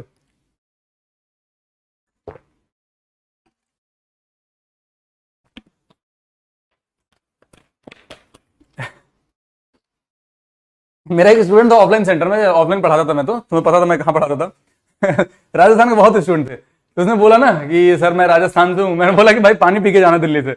वो बकायदा भाई जब घर गया है तो उदयपुर में, मतलब राजस्थान में बहुत अच्छी अच्छी झीलें हैं, वो लिटरली बस मजाक वाली ट्रोलिंग है, वो राजस्थान में बहुत अच्छी अच्छी झीलें हैं। तो उसने एक झील का प्रॉपर फोटो भेजा उदयपुर झील से, उदयपुर जाकर के, कि सर ये देखो आप बोलते हो राजस्थान में पानी नहीं है, इकलौता महल जो पानी के अंदर बना है वो राजस्थान में ही बना है, उदयपुर में। मैं कहा हाँ भाई बना है, माफ कर दो मुझे देखो जरा, नंबर ऑफ टर्म सबने इसमें बताया कि 3 बनेंगे, शाबाश। नंबर ऑफ टर्म सबने इसमें बताया कि 3 बनेंगे, बहुत बढ़िया, कोई दिक्कत की बात नहीं। अब हमसे बोला जा रहा है कि जरा इसको इवेल्युएट करो, हमसे बोला जा रहा है कि जरा इसको इवेल्युएट करेंगे, तो जरा इवेल्युएट करते हैं। अब इवेल्युएट करने के टाइम एक चीज बोल रहा हूं, जरा ध्यान से अपने कान में ये मिस्त्री की तरह घोल लो, जैसे उसकी बातें अच्छी लगती है ना, ये भी अच्छी लगनी चाहिए। अगर बीच में माइनस का साइन है, सुनो जरा ध्यान से, अगर बीच में माइनस का साइन है तो हम वो वैल्यू को कंसीडर करेंगे जहां पे ऑड रहे। For minus in middle, for minus in middle या minus in between, r should be odd, r should be odd. For plus in middle, r should be even, r should be even. भैया ये are क्या है देखो, अब अगर हम लिखते हैं NC1 NC2, इस पूरे को अगर एक्सपेंड कर रहे हो तो तुम एक को, तो क्या ये होता है 6C1 6C2 6C3, अब तो कहां तक जाता है ये 6C6 तक जाते हैं, करेक्ट है। ये आर की वैल्यूज है 1 2 3। अगर बीच में माइनस का साइन है तो कौन कौन से जिंदा बचेंगे, जहां पे ऑड दिख रहा है ये बच जाता है, ये बच जाता और एक 5 वाला बच जाता है, यही सारी चीजें जिंदा बचती। यस और नो, यही सारी चीजें जिंदा बचती ना। लॉजिक है, simple logic, simple logic gentleman. बस इसी चीज को ध्यान में रखना और एक्सपेंड करेंगे, और एक्सपेंड करेंगे। बीच में माइनस का साइन है तो आधी वैल्यूज कट जाएंगी, जो बची हुई है वो बची हुई है, लेकिन दोनों में वो वैल्यूज सेम रहेंगी। क्या मैंने बोला कि इसमें भी वो वैल्यूज रहेंगी, इसमें भी वो वैल्यूज रहेंगी, इसलिए हम एक अपने मन से बाहर में 2 लगा देते हैं। और ऑड वाले को अगर लिखेंगे तो हम लिखेंगे 6C1 √2 to the power √2 to the power 6 में से 1 गया तो 5, प्लस में 6C3 √2 टू दी पावर 6 में से 3 गया तो 3, प्लस में 6C5 √2 टू दी पावर 6 में से 5 गया तो 1। ठीक है मेरे भाई, थोड़ा आगे बढ़ेंगे, थोड़ा और आगे बढ़ेंगे, इस 2 को रहने देते हैं। अब 6C1 की वैल्यू तो पता है क्या हो जाएगी भैया, 6C1 की सिंपल वैल्यू तो 6 हो जाएगी। √2 टू दी पावर 5 है, ऊपर सॉल्व कर रहा हूं, एक चीज देखो जरा, √2 टू दी पावर 5 तो तुम ऐसे भी लिख सकते हो ना, √2 टू दी पावर 4 और अलग से एक √2। इसकी वैल्यू कितनी हो जाती भैया, ये हो जाती 4 और ये बन जाता 4√2, मतलब ओवरऑल ये बन जाता 6 × 4√2। थोड़ा और आगे बढ़ेंगे, 6C3 जरा देखते हैं 6C3 की वैल्यू कितनी होती है। तो 6C3 की वैल्यू होती है 6 5 4, 1 3 फैक्टोरियल कट जाएगा, 1 बचा रहेगा, तो 5 चौक 20 20 और 2 बाहर निकल के यहां से आएगा, तो ये बन जाता 40 का √2। 6C5 की वैल्यू कितनी हो जाती है बताओ जरा, 6C5 की वैल्यू हो जाती सिंपली 6, तो ये बन जाता मेरे भाई 6√2। 24 यहां से 24, ये 6 30 30 और 10 30 और 40 70, तो ये बन जाता 2 × 70√2, यानी कि final answer is 140√2। Final answer is 140√2, यानी कि option number C Charlie will be the answer. Final answer है option number C Charlie. Sir 2 क्यों लिया बाहर, 2 इसलिए बाहर लिया मेरे भाई, समझो जरा, जिसको इसमें भी दिक्कत हो रही है कि 2 क्यों लिया बाहर। देखो भाई, अगर हमने लिखा हुआ है a + b का होल स्क्वायर, ध्यान से देखो, अगर हमने लिखा हुआ a + b का होल स्क्वायर माइनस का, या लेट्स से प्लस का ही समझने के लिए रख लो, a - b का होल स्क्वायर, ठीक है। ओपन करोगे तो ये क्या होता है, A square plus 2ab plus B square plus का A square minus 2ab plus का बी स्क्वायर। इससे ये वैल्यू कट जाती ना। अब A square B square A square B square, तो हम क्या करते, यहां पे 2 कॉमन करके लिख सकते थे ना, ए स्क्वायर प्लस बी स्क्वायर, इसलिए वहां पे 2 कॉमन ले लिया था। ठीक है, इसलिए मेरे भाई यहां पे बाहर में एक 2 ले लिया था और कुछ नहीं किया था। चार्ली सर शाबाश। +1 कहां गया, कौन सा +1 कहां गया भाई, कौन सा +1 कहां गया, इसमें कौन सा +1 चाहिए तुम्हें, यहां तो एक्सपेंड करना था। ठीक है, ठीक है, 2 क्यों लिया अभी क्लियर है। स्टेप रॉन्ग हो गया, कोई बात नहीं, विद टाइम सीखोगे ना, विद टाइम सीखोगे। 0 इज इवन नंबर मेरे भाई, 0 को इवन कंसीडर करते हैं हम, 0 को ऑड कंसीडर नहीं करते हैं, 0 को हम इवन ही कंसीडर करते हैं। रिपीट कर दे, रिपीट कर दे, रिपीट के बड़े मैसेजेस आ गए, इसलिए वापस से रिपीट कर रहा हूं स्पीड में, वापस से रिपीट कर रहा हूं स्पीड में, जरा समझ लो, वापस से रिपीट कर रहा हूं स्पीड में, जरा समझ लो। मैंने क्या बोला कि अगर बीच में माइनस का साइन है, यहां पे ध्यान से सुन लो, मैंने बोला कि अगर बीच में माइनस का साइन है तो तुम उन सारी वैल्यूज को कंसीडर करोगे जहां पे आर की वैल्यू क्या बन रही है, ऑड बन रही है। ठीक है, ठीक है मेरे भाई, बीच में अगर यहां पे नेगेटिव साइन है तो आर की वैल्यू जहां जहां ऑड बन रही होगी हम उसको कंसीडर करेंगे। तो हमने क्या करा, एक्सपेंड करना स्टार्ट करा, इसमें भी सेम वैल्यूज बची रहेंगी, इसमें भी सेम वैल्यूज बची रहेगी, इसलिए एक हमने क्या किया, 2 बाहर कर लिया। ठीक है मेरे भाई, अब आर की वैल्यू ऑड रखते जाएंगे, तो आर की वैल्यू ऑड कहां से स्टार्ट होगी, 1 से स्टार्ट होगी, तो हम करेंगे 6c1, फिर उसके बाद लिखेंगे 6c3, फिर उसके बाद लिखेंगे 6c5, फिर उसके बाद लिखेंगे 6c5। अब √2 में से 1 जाएगा तो कितना बचेगा, 5, यहां पर √2 में से 3 जाएगा तो कितना बचेगा, 3, यहां √2 में से 5 जाएगा तो कितना बचेगा, 1। बस वही किया हमने। √2 को जब अलग अलग करके लिखोगे तो वो वैल्यू कितनी आ जाएगी, 4√5 के 4√2 के बराबर ही आ जाती। तो ये ओवरऑल क्या हो गया, 6 चौक 24, 24√2, 6 चौक 24, 24√2 बन जाता। यहां पर सेम वैल्यू 6 से 3 की वैल्यू कितनी आ रही थी, 20 आ रही थी, यहां से 1 2 बाहर निकल जाएगा, 1 रूट के अंदर ही रह जाएगा। ठीक है, अंदर ही रह जाएगा, तो ये 40√2 बन जाता, और ये सिमिलरली 6√2 बन जाता। तो ओवरऑल ये 70√2 और बाहर में एक 2 से मल्टीप्लाई था, तो final answer is 140√2। Final answer is 140√2। अगर अभी भी क्लियर नहीं हुआ मेरे भाई तो आपको एक बार रिपीट देखना पड़ेगा। ठीक है, ये बहुत इंपॉर्टेंट चीज, यूं समझो सबसे इंपॉर्टेंट चीज इस चैप्टर का यही है, सबसे इंपॉर्टेंट चीज इस पूरे चैप्टर का यही है। हर चीज कहीं ना कहीं इससे रिलेटेड रहता है, हर चीज कहीं ना कहीं इससे रिलेटेड रहता है। ठीक है मेरे भाई, हर चीज ही इससे कहीं ना कहीं रिलेटेड रहता है। जनरल टर्म, अब जनरल टर्म क्या होता है कि किसी भी एक्सपेंशन में अगर हमसे एग्जामिनर पूछ दे कि भाई 10वां टर्म क्या होगा, 8वां टर्म क्या होगा, 9वां टर्म क्या होगा, तो हम क्या करेंगे, पूरा एक्सपेंशन थोड़ी करेंगे, पूरा एक्सपेंशन थोड़ी करेंगे, हम वहां पे क्या करेंगे, वो पार्टिकुलर टर्म बस निकालेंगे। हमने क्या बोला कि हम वो पार्टिकुलर टर्म बस निकालेंगे।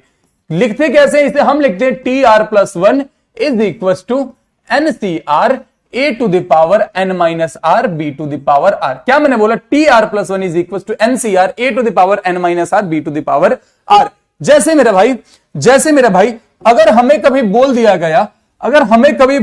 गया क्या कि x + 2y⁻6 में ना, x + 2y⁻6 में find let's say fourth term, ठीक है, फाइंड फोर्थ टर्म बोला गया। हमें क्या बोला गया है, चौथा टर्म निकालो। हमें बोला गया मेरे भाई चौथा टर्म निकालो, फोर्थ टर्म निकालो। तो फोर्थ टर्म को सबसे पहले हम इस फॉर्म में लिखेंगे, TR+1 के फॉर्म में लिखेंगे। हम इसको क्या लिख सकते हैं, T3+1 लिख सकते हैं ना, 4 को चाहो तो 3+1 लिख सकते हो। 40√2 रॉन्ग है, ठीक है कोई बात नहीं, 40√2 रॉन्ग है तो रॉन्ग ही रहने दो। T3+1 ऐसे लिख सकते हैं इसको। अब इसको एक्सपेंड करेंगे तो हम क्या लिखेंगे, 6c3, a की वैल्यू x है तो हम यहां पे लिखेंगे x⁻6 में से 3 गया तो 3, और आगे 2y है प्रॉपर, तो 2y⁻, अगेन ये 3 है तो सिंपली 3। अब 6c3 की वैल्यू अभी हमने निकाली थी, फिर एक बार निकाल लो, 6 5 4, 3 फैक्टोरियल 1 कट जाएगा, 1 3 फैक्टोरियल बचा रहेगा, इससे ये गया 20। तो मेरे भाई ये हो जाता 20 इंटू x³ इंटू 2³ 8 इंटू में y³, तो ओवरऑल आंसर होता है 8 दूनी 16 यानी कि 160 x³ y³। ओवरऑल आंसर हो जाता है 160 x³ y³। क्या हो जाता है ओवरऑल आंसर 160 x³ y³। अब एग्जामिनर चाहे ना तुमसे इसमें एग्जामिनर अगर चाहे तुमसे तो तुमसे ये नहीं बोलेगा ना कि find the fourth term in the given expansion. Examiner चाहे तो तुमसे ये बोल सकता है कि what will be the coefficient, क्या मैंने बोला कि what will be the coefficient of fourth term. तो मेरे भाई कोएफिशिएंट का अगर वैल्यू हो जाता तो कितना हो जाता, 160। एग्जामिनर चाहे तो तुमसे ये बोल सकता है कि what will be the power of x in the fourth term. क्या समझे कि what will be the power of x in the fourth term. तो एक्स का पावर कितना आ रहा है, 3 आ रहा है, तो उस समय आंसर 3 हो जाता। उस समय आंसर क्या होता मेरे भाई, 3 होता, डिपेंडिंग अपॉन, अच्छा 2+1 होगा। फोर्थ टर्म अगर बोला जाए तो 2+1 होगा। वाह, कुछ अच्छा नशा मिल रहा है तो मुझे बताओ, मुझे भी कोई अच्छा प्रोडक्ट मिल रहा है तो मुझे भी बताओ जरा यार, कि 4 को तुम 2+1 कैसे लिख सकते हो। ठीक है, किसी ने बोला सर 6C3 ना, सर 6C3 20/4 आएगा। बे दादा 6C3 करना है, 6C3 का मतलब कितना हो जाएगा, 6 फैक्टोरियल अपॉन में 3 factorial into 3 factorial, 6 5 4 into 3 factorial into में 3 फैक्टोरियल इंटू में 1 3 फैक्टोरियल, हमने 3 इंटू 2 से खत्म कर दिया, ये यहां से खत्म हुआ, ये यहां से खत्म हुआ, 25 के 20 बन रहा है कि नहीं बन रहा। बाबू हमको लग रहा है ना कि एक कभी ना आज से करीब 16 साल पहले 17 साल पहले 2 लोगों से बहुत बड़ी गलती हो गई है। बाकी तुम समझदार हो। चलो भाई आगे बढ़ो, ये इतनी सी बात समझ में आ गई, वेरिएशन समझ में आ गया, किस किस टाइप का सवाल पूछ सकते हैं एग्जामिनर यहाँ पे। वेरिएशन समझ में आ गया, किस किस तरह का सवाल यहाँ पे एग्जामिनर पूछते हैं। बहुत सारी इसमें चीजें हैं बाबू, अभी तो कल भी क्लास है। Expansion equal to that of the, जिसने ये सवाल कर दिया, लेवल का सवाल ढूंढते हो ना, जिसने ये सवाल कर दिया उसको मेरे तरफ से मिलेगा एक इक्लियर्स।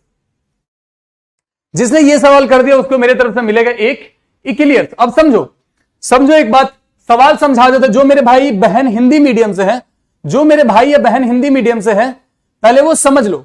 बोला गया कि इफ द आर्थ term in the expansion of 1+x⁻20, हमें क्या बोला जा रहा है मेरे भाई, ध्यान से सुन लो हिंदी मीडियम वालों या बाकी लोग भी, कि 1+x⁻20 करके कोई एक्सपेंशन है। क्या समझे कि 1+x⁻20 करके कोई एक्सपेंशन है, जिसमें जो आर्थ टर्म है ना, जिसमें जो आर्थ टर्म है उसका कोएफिशिएंट क्या होता है, जो कांस्टेंट वैल्यू आगे लगी हुई रहती है।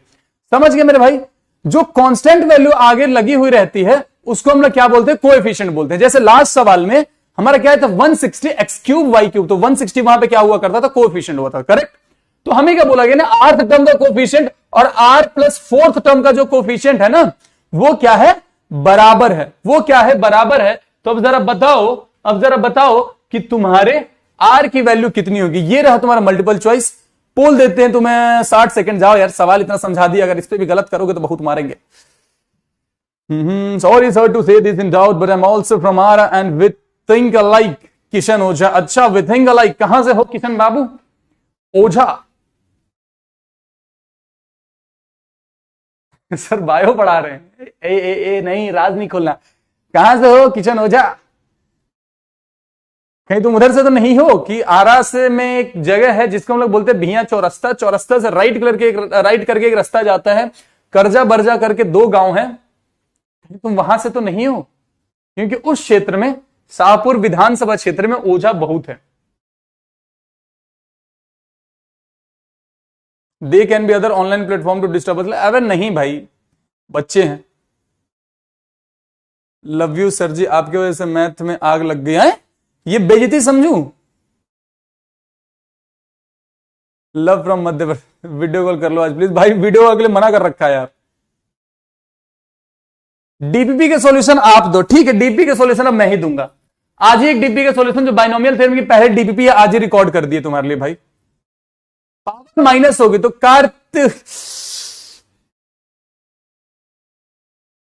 भगवान कार्तिक बाबू, ये कल पढ़ाएंगे पावर माइनस वाला। अरे ओझा क्या होता है, ओझा टाइटल होता है। 6C320 कैसे हुआ, सॉल्व करके।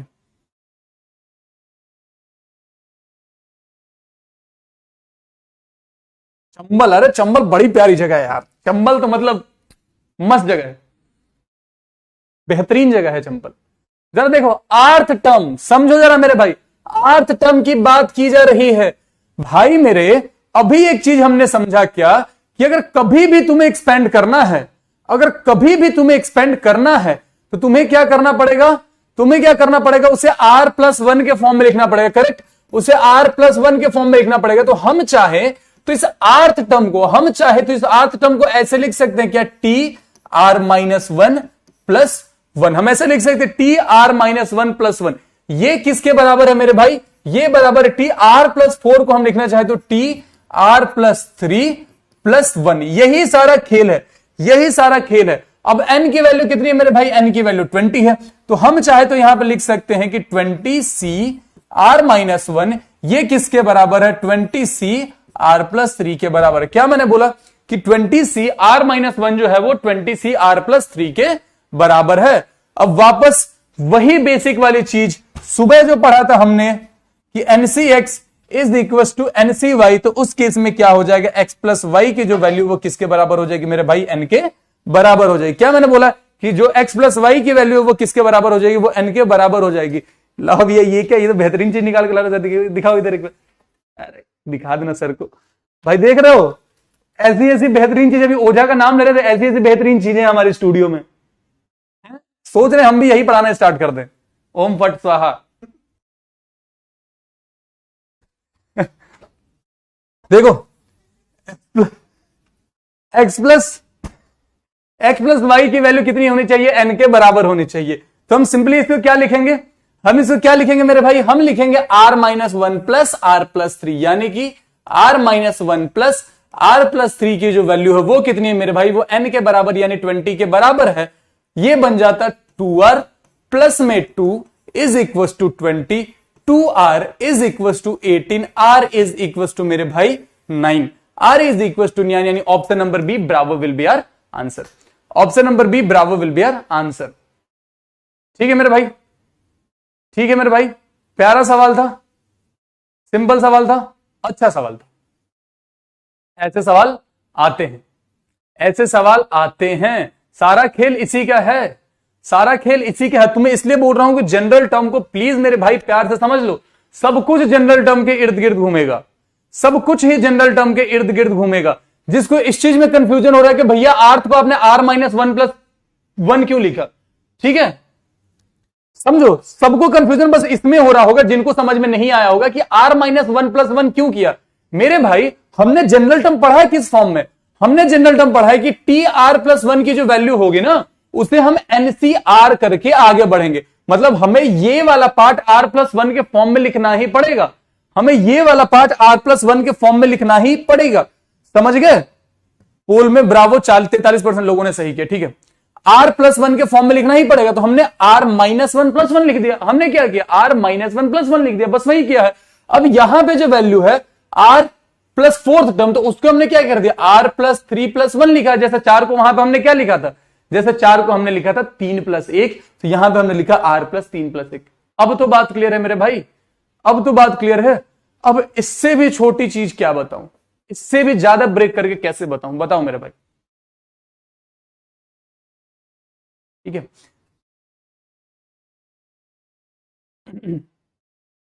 सिलेबस को ध्यान में रखते हुए चलना पड़ता ना। जिसने ये सवाल सॉल्व कर दिया, कहां गया मेरा फोन, जिसने ये सवाल सॉल्व कर दिया उसको मेरी तरफ से ये बिल्कुल नहीं मिलेगा, इससे एक डेयरी मिल्क ऑर्डर कर देंगे, ठीक है।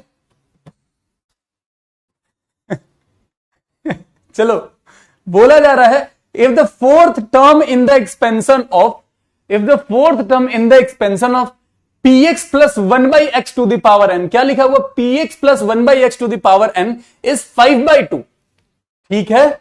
देन n प्लस p की वैल्यू क्या होगी, फोर्थ टर्म की बात की जा रही है। हिंट दे देता हूं, फोर्थ टर्म को क्या लिखोगे मेरे भाई, फोर्थ टर्म को तुम लिखोगे 3 प्लस 1, फोर्थ टर्म को तुम लिखोगे 3 प्लस 1। अब वापस जाकर के इसको सॉल्व करोगे फटाफट से। चलो have we go, poll 60 second काफी है, दिमाग लगाना। बहुत प्यारा सवाल है ये, बहुत ही प्यारा सवाल है ये। Love from Mirzapur, r minus one कैसे किया बता दिए, एक्स की पावर नहीं है। एक्स की पावर से क्या मतलब है वहां पे मेरे भाई, एक्स की पावर से कुछ मतलब ही नहीं है ना। ए एंड बी क्यों नहीं लिखा साथ में? ए एंड बी इसलिए नहीं लिखा मेरे भाई साथ में रॉबिन यादव, क्योंकि वहां पे बस बात कोएफिशिएंट की हो रही थी। ये सुनो, केवल कोएफिशिएंट की बात हो रही थी ना, तो हम केवल कोएफिशिएंट चेक करेंगे। करेक्ट है, केवल कोएफिशिएंट चेक करेंगे। Sir hand vibration is problem in India, कितना वाइब्रेट कर रहा है ये भी प्रॉब्लम है ना। अगर बिल्कुल ही हाथ ऐसे ऐसे ऐसे ट्रेम्बल कर रहा है तो दिक्कत है। ठीक है, कारण यह है कि तुम्हें कल को जाकर के इंसास पकड़नी है ट्रेनिंग में। ट्रेनिंग इंसास से ही कराते हैं, वो पता नहीं क्यों कराते हैं, बेकार से गन है। इंसास चलाने में मजा नहीं आएगा, थोड़ा सा उसका रिकॉल कम होता है शायद, इसलिए करवाते हैं इंसास से ट्रेनिंग।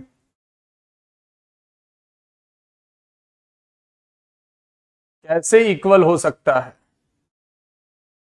पहले स्टार्टिंग में प्रॉपर्टी लिखवाइए, पढ़ो जरा उसको। बीच में क्लास ज्वाइन करोगे बाबू तुम लोग। Love from Prayagraj UP, repeat sir please. 2000 to 2019 solve class problem DPP, is it enough? No, this is not enough Shubham Malik.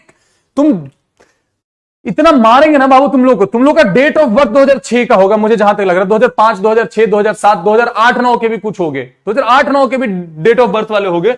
तुम 2000 का पीवाई को सॉल्व करके क्या कर रहे हो? देखो एक बात समझो, बहुत लॉजिकल बात बता रहा हूं, बिना मतलब की बकलोली नहीं करूंगा। डिफेंस एस्पिरेंट के तौर पे तुम्हें सजेशन दे रहा हूं, बड़े भाई के तौर पे, कि ये तुम्हें 2000 से लेकर 2019 तक का पीवाईक्यू सॉल्व करना कहीं से भी हेल्प नहीं करेगा। तुम इतना सॉल्व कर रहे हो और कोई बच्चा जो कर रहा है 2019 से लेकर 2023 तक का पीवाईक्यू सॉल्व कर रहा है, ज्यादा प्रॉफिट पता है किसको होगा? जो केवल उन 4-5 साल के सॉल्व कर रहा है। ये किसने तुम्हें इतना गंदा मिसगाइड किया यार कि 20 साल के पीवाईक्यू लगाओ? मेहनत करना बड़ी बात नहीं है, सही डायरेक्शन में मेहनत करना बड़ी बात है। अगर इस दीवार को धक्का देने में अपने पूरे शरीर का ताकत भी लगा दूं ना, पूरे शरीर का भी ताकत लगा दूं, तो वर्क डन कितना रहेगा? 0 रहेगा।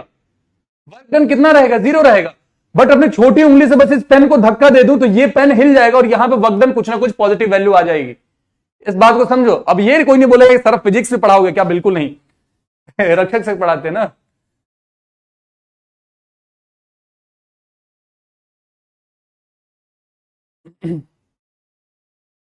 रक्षक सर पढ़ाते हैं ना फिजिक्स। कौन पढ़ा रहा है फिजिक्स तुम्हारे बैच में?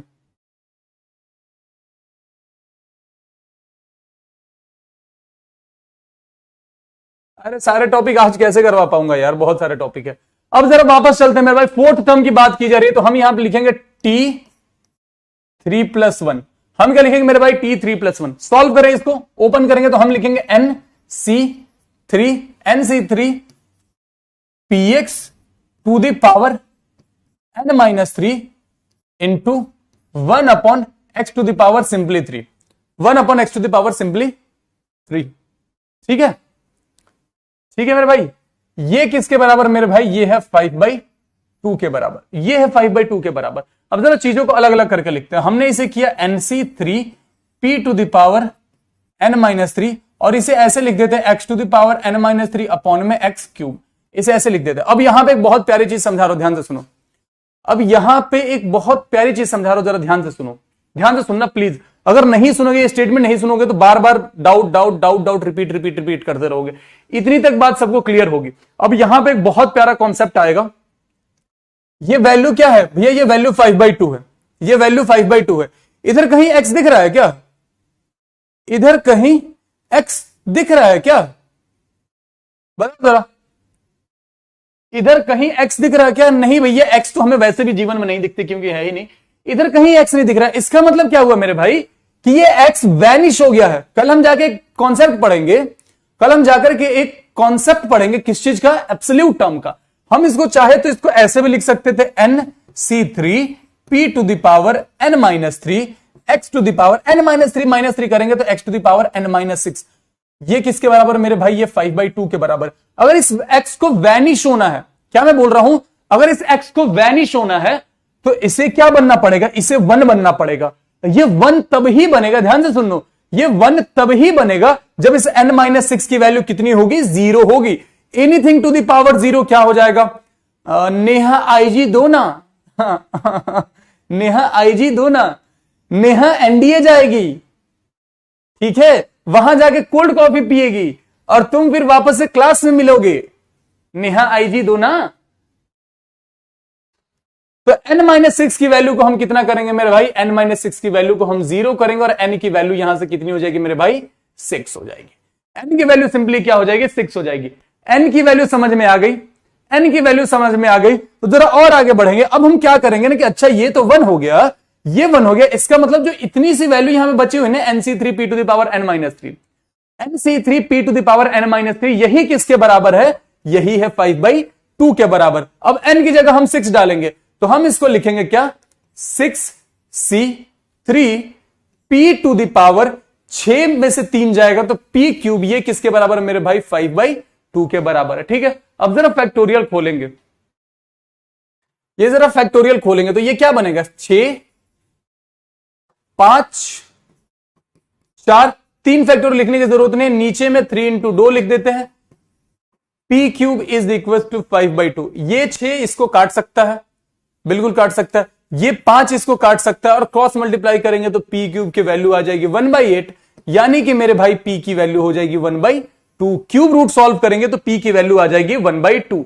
क्या हमने समझा कि p की वैल्यू आ जाएगी 1/2। ठीक है, p की वैल्यू आ गई 1/2। अब जरा और आगे बढ़ेंगे, अब जरा और आगे बढ़ेंगे कि सवाल क्या था बाबू, सवाल था n प्लस p। n की वैल्यू तुमने निकाली है 6 और p की वैल्यू तुमने निकाली है 1/2, तो n प्लस p की वैल्यू हो जाएगी 6 प्लस में 1/2, 6 दूनी 12 1 13, यानी कि मेरे भाई 13/2 that is option number C. 13/2 that is option number C. क्या इतनी सी बात सबके पल्ले पड़ गई, क्या इतनी सी बात सबके पल्ले पड़ गई।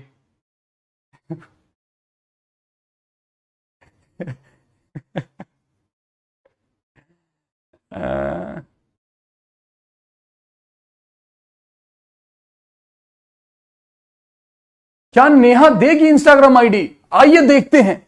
जानना चाहता है भारत, पूछता है इंडिया, क्या नेहा देगी इंस्टाग्राम आईडी।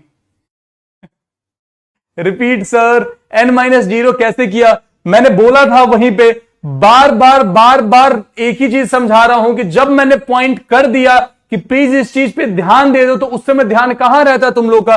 तुम्हें क्या बोला मैंने कि ये कांस्टेंट वैल्यू 5/2 बन रही है, ये कांस्टेंट वैल्यू 5/2 बन रही है। अगर ये वैल्यू कांस्टेंट है तो ये वेरिएबल x पूरी तरीके से वैनिश होना चाहिए, ये वेरिएबल x पूरी तरीके से वैनिश होना चाहिए। ये वैनिश कब होगा, ये वैनिश तब होगा जब ये वैल्यू क्या बन जाएगी, 1 बन जाएगी। और ये 1 तब ही बनेगी जब इसके पावर में क्या हो मेरे भाई, 0 हो। जब इसके पावर में मेरे भाई क्या हो, 0 हो। क्योंकि इतना मैथ तो पढ़ा है ना सबने, क्योंकि इतना मैथ तो पढ़ा है ना सबने कि एनीथिंग टू द पावर 0 क्या हो जाता है मेरे भाई, सब वो 1 हो जाता है, सब वो 1 हो जाता है। यस और नो, यस और नो मेरे भाई।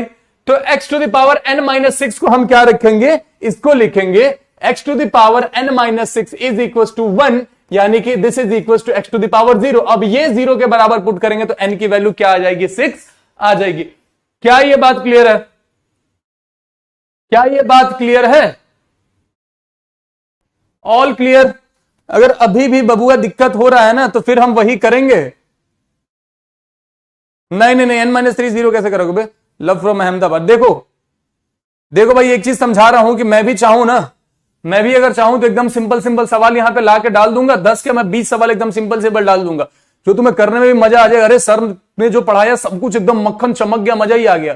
भाई उन सवालों का फायदा क्या है, मैं अपने साइड से जो थोड़े अच्छे सवालों से, जो एनडीए में फंसने वाले सवाल हो सकते हैं, वो डालना चाहता हूं यहां पे, क्योंकि मेरा मकसद है तुम्हारा पेपर क्लियर हो। This the only thing. इसलिए इस टाइप के सवाल ढूंढ ढूंढ के लेकर के आता हूं, वरना पता ही है तुम्हें, लाएंगे 10 सवाल कि एक्स डालो वाई डालो, आंसर आया, तुम भी खुश हम भी खुश। जब पेपर में सवाल नहीं फंसेंगे हम तो कुछ दिन के लिए अंडरग्राउंड हो जाएंगे, गरियाते रहना हमको। इसलिए हम ऐसे सवाल डालते। किसने लिखा सिंपल डालो, नहीं डालेंगे। तुमको खुश करने के लिए नहीं बैठे यहां पे, हम यहां बैठे तुम्हारे पेपर क्लियर करवाने के लिए। अगर तुमको क्लियर करने का मन नहीं है तो जो पढ़ रहे हैं उनका तो क्लियर करवाना है हमको, ठीक है।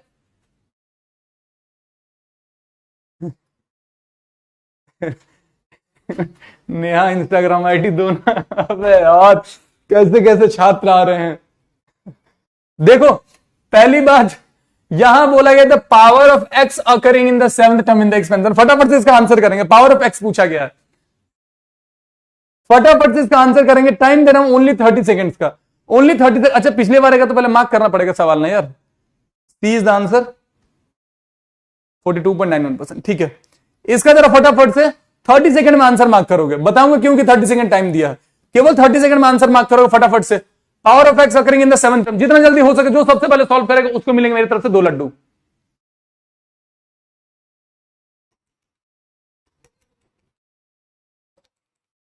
जो इसका आंसर दे देगा मेरी तरफ से उसको मिलेंगे 2 लड्डू बढ़िया वाले बेसन के। हो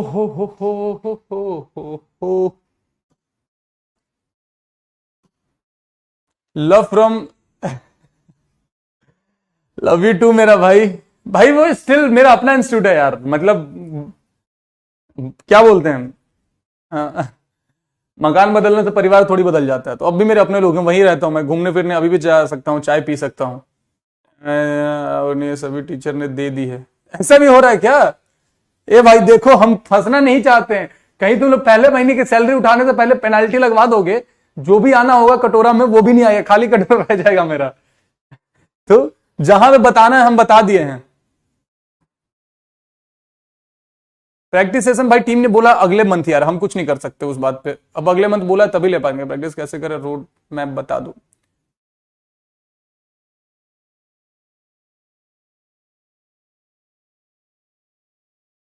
new calendar love from Jhunjhunu. देखो अब जरा सबसे पहले मैं इसका आंसर चेक करूंगा, कितने लोगों ने आंसर मार्क किया है। ठीक है, कितने लोगों ने आंसर मार्क किया जरा हम चेक करेंगे।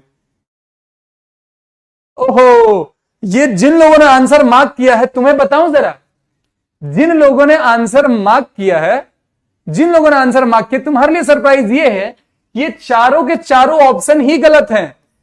ये चारों के चारों ऑप्शन ही गलत है। ठीक है बाबू, ये जान मुझे गलत ऑप्शन डाला मैंने। गलत ऑप्शन इसलिए डाला है, जरा ध्यान से देखते तो ये पिछले सवाल के रिपीटेड ऑप्शंस हैं। ये पिछले सवाल के रिपीटेड ऑप्शन हैं। अरे आईजी तो तुम्हें मेरा पता ही होगा, मेरा नाम जो लिख रहा है वो लिखा हुआ और बाद में उसमें पीडब्ल्यू लगा देना। ठीक है, समझो जिन लोगों ने किया था। अब इसमें समझो जरा, -3 जिन्होंने बोला बहुत बढ़िया, जिन्होंने -3 बोला है वाह, मजा आ गया, शाबाश, समझ में आ रही है तुम्हें चीजें। The power of x occurring in the 7th term. 7th term की बात की जा रही है मेरे भाई, 7th टर्म की बात की जा रही है, तो इसको क्या लिखेंगे? t6+1। क्या लिखेंगे? t6+1 लिखेंगे। एक्सपेंड कैसे करेंगे? 9c6 समझो, पूरा एक्सपेंशन नहीं करेंगे। मैंने क्या बोला कि पूरा एक्सपेंशन नहीं करेंगे। क्यों पूरा एक्सपेंशन नहीं करेंगे भैया? क्योंकि हमें बस मतलब है पावर ऑफ एक्स से, तो केवल x को लिखेंगे। कोई ये नहीं बोलेगा सर मेरी x तो बड़ी पावरफुल थी, अकेले में कूट भी देती थी। 9c6 इस वाले x की अगर बात करेंगे तो इसमें पावर में क्या आ जाएगा? 9 में से 6 गया तो 3 अपॉन में, जब इस वाले x की बात करेंगे तो इसमें पावर में क्या आ जाएगा? 6। हमें बस x के पावर से मतलब था। इसको अगर सॉल्व करोगे तो ये क्या बन जाता है? x टू द पावर -3 बन जाता है, यानी x का पावर कितना आ रहा है? -3 आ रहा है। तो इस सवाल का जवाब होगा -3। इस सवाल का जवाब होगा -3। समझ गए ये बात? तो जिन महान भावों लोगों ने चारों में से आंसर मार्क किया था कि सर बेसन का लड्डू खिलाएंगे, पकड़ के कूटेंगे। ठीक है, बहुत मारेंगे, बहुत ज्यादा। ये लास्ट कॉन्सेप्ट होगा आज का। टर्म फ्रॉम एंड समझ लो, बस टर्म फ्रॉम एंड समझ लो, ये लास्ट सवाल होगा आज का। ठीक है, लास्ट कॉन्सेप्ट होगा। टर्म फ्रॉम एंड का मतलब ये है कि अभी जो जनरल टर्म हमने देखा, ध्यान से सुनो, अभी जो जनरल टर्म हमने देखा कि स्टार्टिंग से 5वां टर्म क्या होगा, स्टार्टिंग से 6ठा टर्म क्या होगा, स्टार्टिंग से 7वां टर्म क्या होगा, जरा फाइंड करो। ये सवाल चल रहे थे। अब सवाल में आ जाएगा कि तुम आखिर से 5वां टर्म क्या होगा, जरा ये फाइंड करो। आखिर से 6ठा टर्म क्या होगा, जरा ये फाइंड करो। तो मेरे भाई उसके लिए तुम्हें आज एक पहला ट्रिक लेकर के जाओ, एक ट्रिक लेकर के जाओ उसके लिए। अगर कभी भी तुम्हें दिख जाए कि x plus Y to the power n में, x plus Y to the power n में फाइंड टर्म फ्रॉम एंड, ध्यान से देख लेना, फाइंड टर्म फ्रॉम एंड, अंत से कोई भी टर्म फाइंड करो। तो सिंपल तुम्हें ट्रिक बता रहा हूं भाई, जो आगे लिखा हुआ, जो x लिखा हुआ ना, उसको b की तरह ट्रीट करना, जो बाद में लिखा हुआ उसको a की तरह ट्रीट करना। क्या समझे? जो पहले लिखा हुआ उसको b की तरह ट्रीट करोगे, जो बाद में लिखा हुआ उसको a की तरह ट्रीट करोगे। Is it clear? जो पहले लिखा हुआ उसको b की तरह ट्रीट करोगे, जो बाद में लिखा हुआ उसको a की तरह ट्रीट करोगे। एग्जांपल ले लो, एग्जांपल ले लो मेरे भाई। अगर लिखा हुआ रहता x plus 2y to the power let's say 8, x plus 2y to the power 8 में एग्जामिनर हमसे बोलता है कि find third term from end. Examiner अगर हमसे बोलता कि इस एक्सपेंशन में x plus 2y to the power 8 में, ध्यान से सुन लो, x plus 2y to the power n में अगर हमसे बोला जाता है कि find the third term from the end, अगर स्टार्टिंग से नहीं अंत से थर्ड टर्म पूछा जाता तो हम क्या कर रहे होते यहां पे मेरे भाई? अगर बेसिक एनसीईआरटी मेथड से चलेंगे, क्या मैंने बोला? अगर बेसिक एनसीईआरटी मेथड से चलेंगे तो हम क्या करेंगे? हम पहले ये फाइंड करेंगे कि ये लास्ट से तीसरा टर्म जो है वो स्टार्टिंग से कौन सा टर्म होगा। क्या समझे? जो लास्ट से तीसरा टर्म है, जो स्टार्टिंग से कौन सा टर्म होगा, उसके बाद हम सॉल्व कर रहे होते हैं। ठीक है मेरे भाई? तो बट सिंपल हमारे ट्रिक के अकॉर्डिंग हम इस x को ट्रीट करेंगे कैसे? b की तरह। इस 2y को ट्रीट करेंगे a की तरह। थर्ड टर्म बोला गया है तो अगेन सिंपली t 2 + 1 और general term as it is लगा देना। क्या लिखोगे यहां पे? 8c2 a to the power, यानी 2y टू द पावर 8 में से 6 गए, 8 में से 2 गया तो 6 x to the power square. ठीक है, 8c2 की जरा वैल्यू निकाले तो 8c2 की वैल्यू क्या होती? 8 7, 6 लिखने की जरूरत नहीं है, 2 का 2, 4 बार में गया 28। ये आ जाता मेरे भाई 28। 2 टू द पावर 6 कितना हो जाता है? 2 टू द पावर 6 कितना हो जाता है? ये हो जाता है 64 if I am not wrong, 32 64। ये हो जाता है 64, ये हो जाता है y टू द पावर 6 और ये हो जाता है x स्क्वायर। इसको सॉल्व कर रहे 28 इंटू 64 कर लेना, you will get the answer. मतलब this will be the third term from end in the given expansion. क्या समझे? This will third term from end in the given expansion. समझ गए? समझ गए मेरे भाई? समझ गए मेरे भाई? All done. बस इस बात का ध्यान रखना, ये ट्रिक ध्यान में रखना कि ए को बी बना देना, बी को ए बना देना। क्या समझे? कि ए को बी बना देना, बी को ए बना देना। All Nehas are here, okay. हाँ, तो नेहाज को जाने की जरूरत नहीं है। अरे अफसर से हमारी बहनें यार, कल को इनके पास भी होगा AK 47। अभी तो AK 203 एक और नया गन आया था यार, नाम भूल रहा हूं मैं। एक अपनी कंपनी ने कोई तो बड़ा प्यारा गन बनाया था, उग्रम करके एक गन है। इतनी प्यारी गन है ना, देख के मजा आ जाता। अगर फौज में चले गए होते तो भी चला रहे होते, फील आ जाता। चलो, ये तुम्हारे लिए HW रहेगा मेरे भाई। This will B HW for you guys.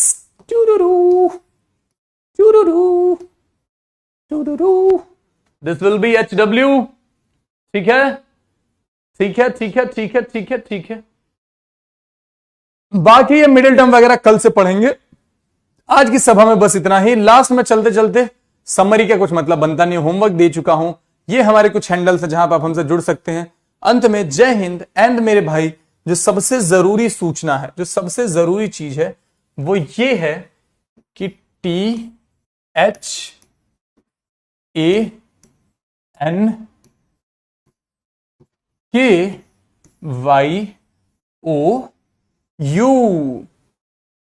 Thank you for tolerating me।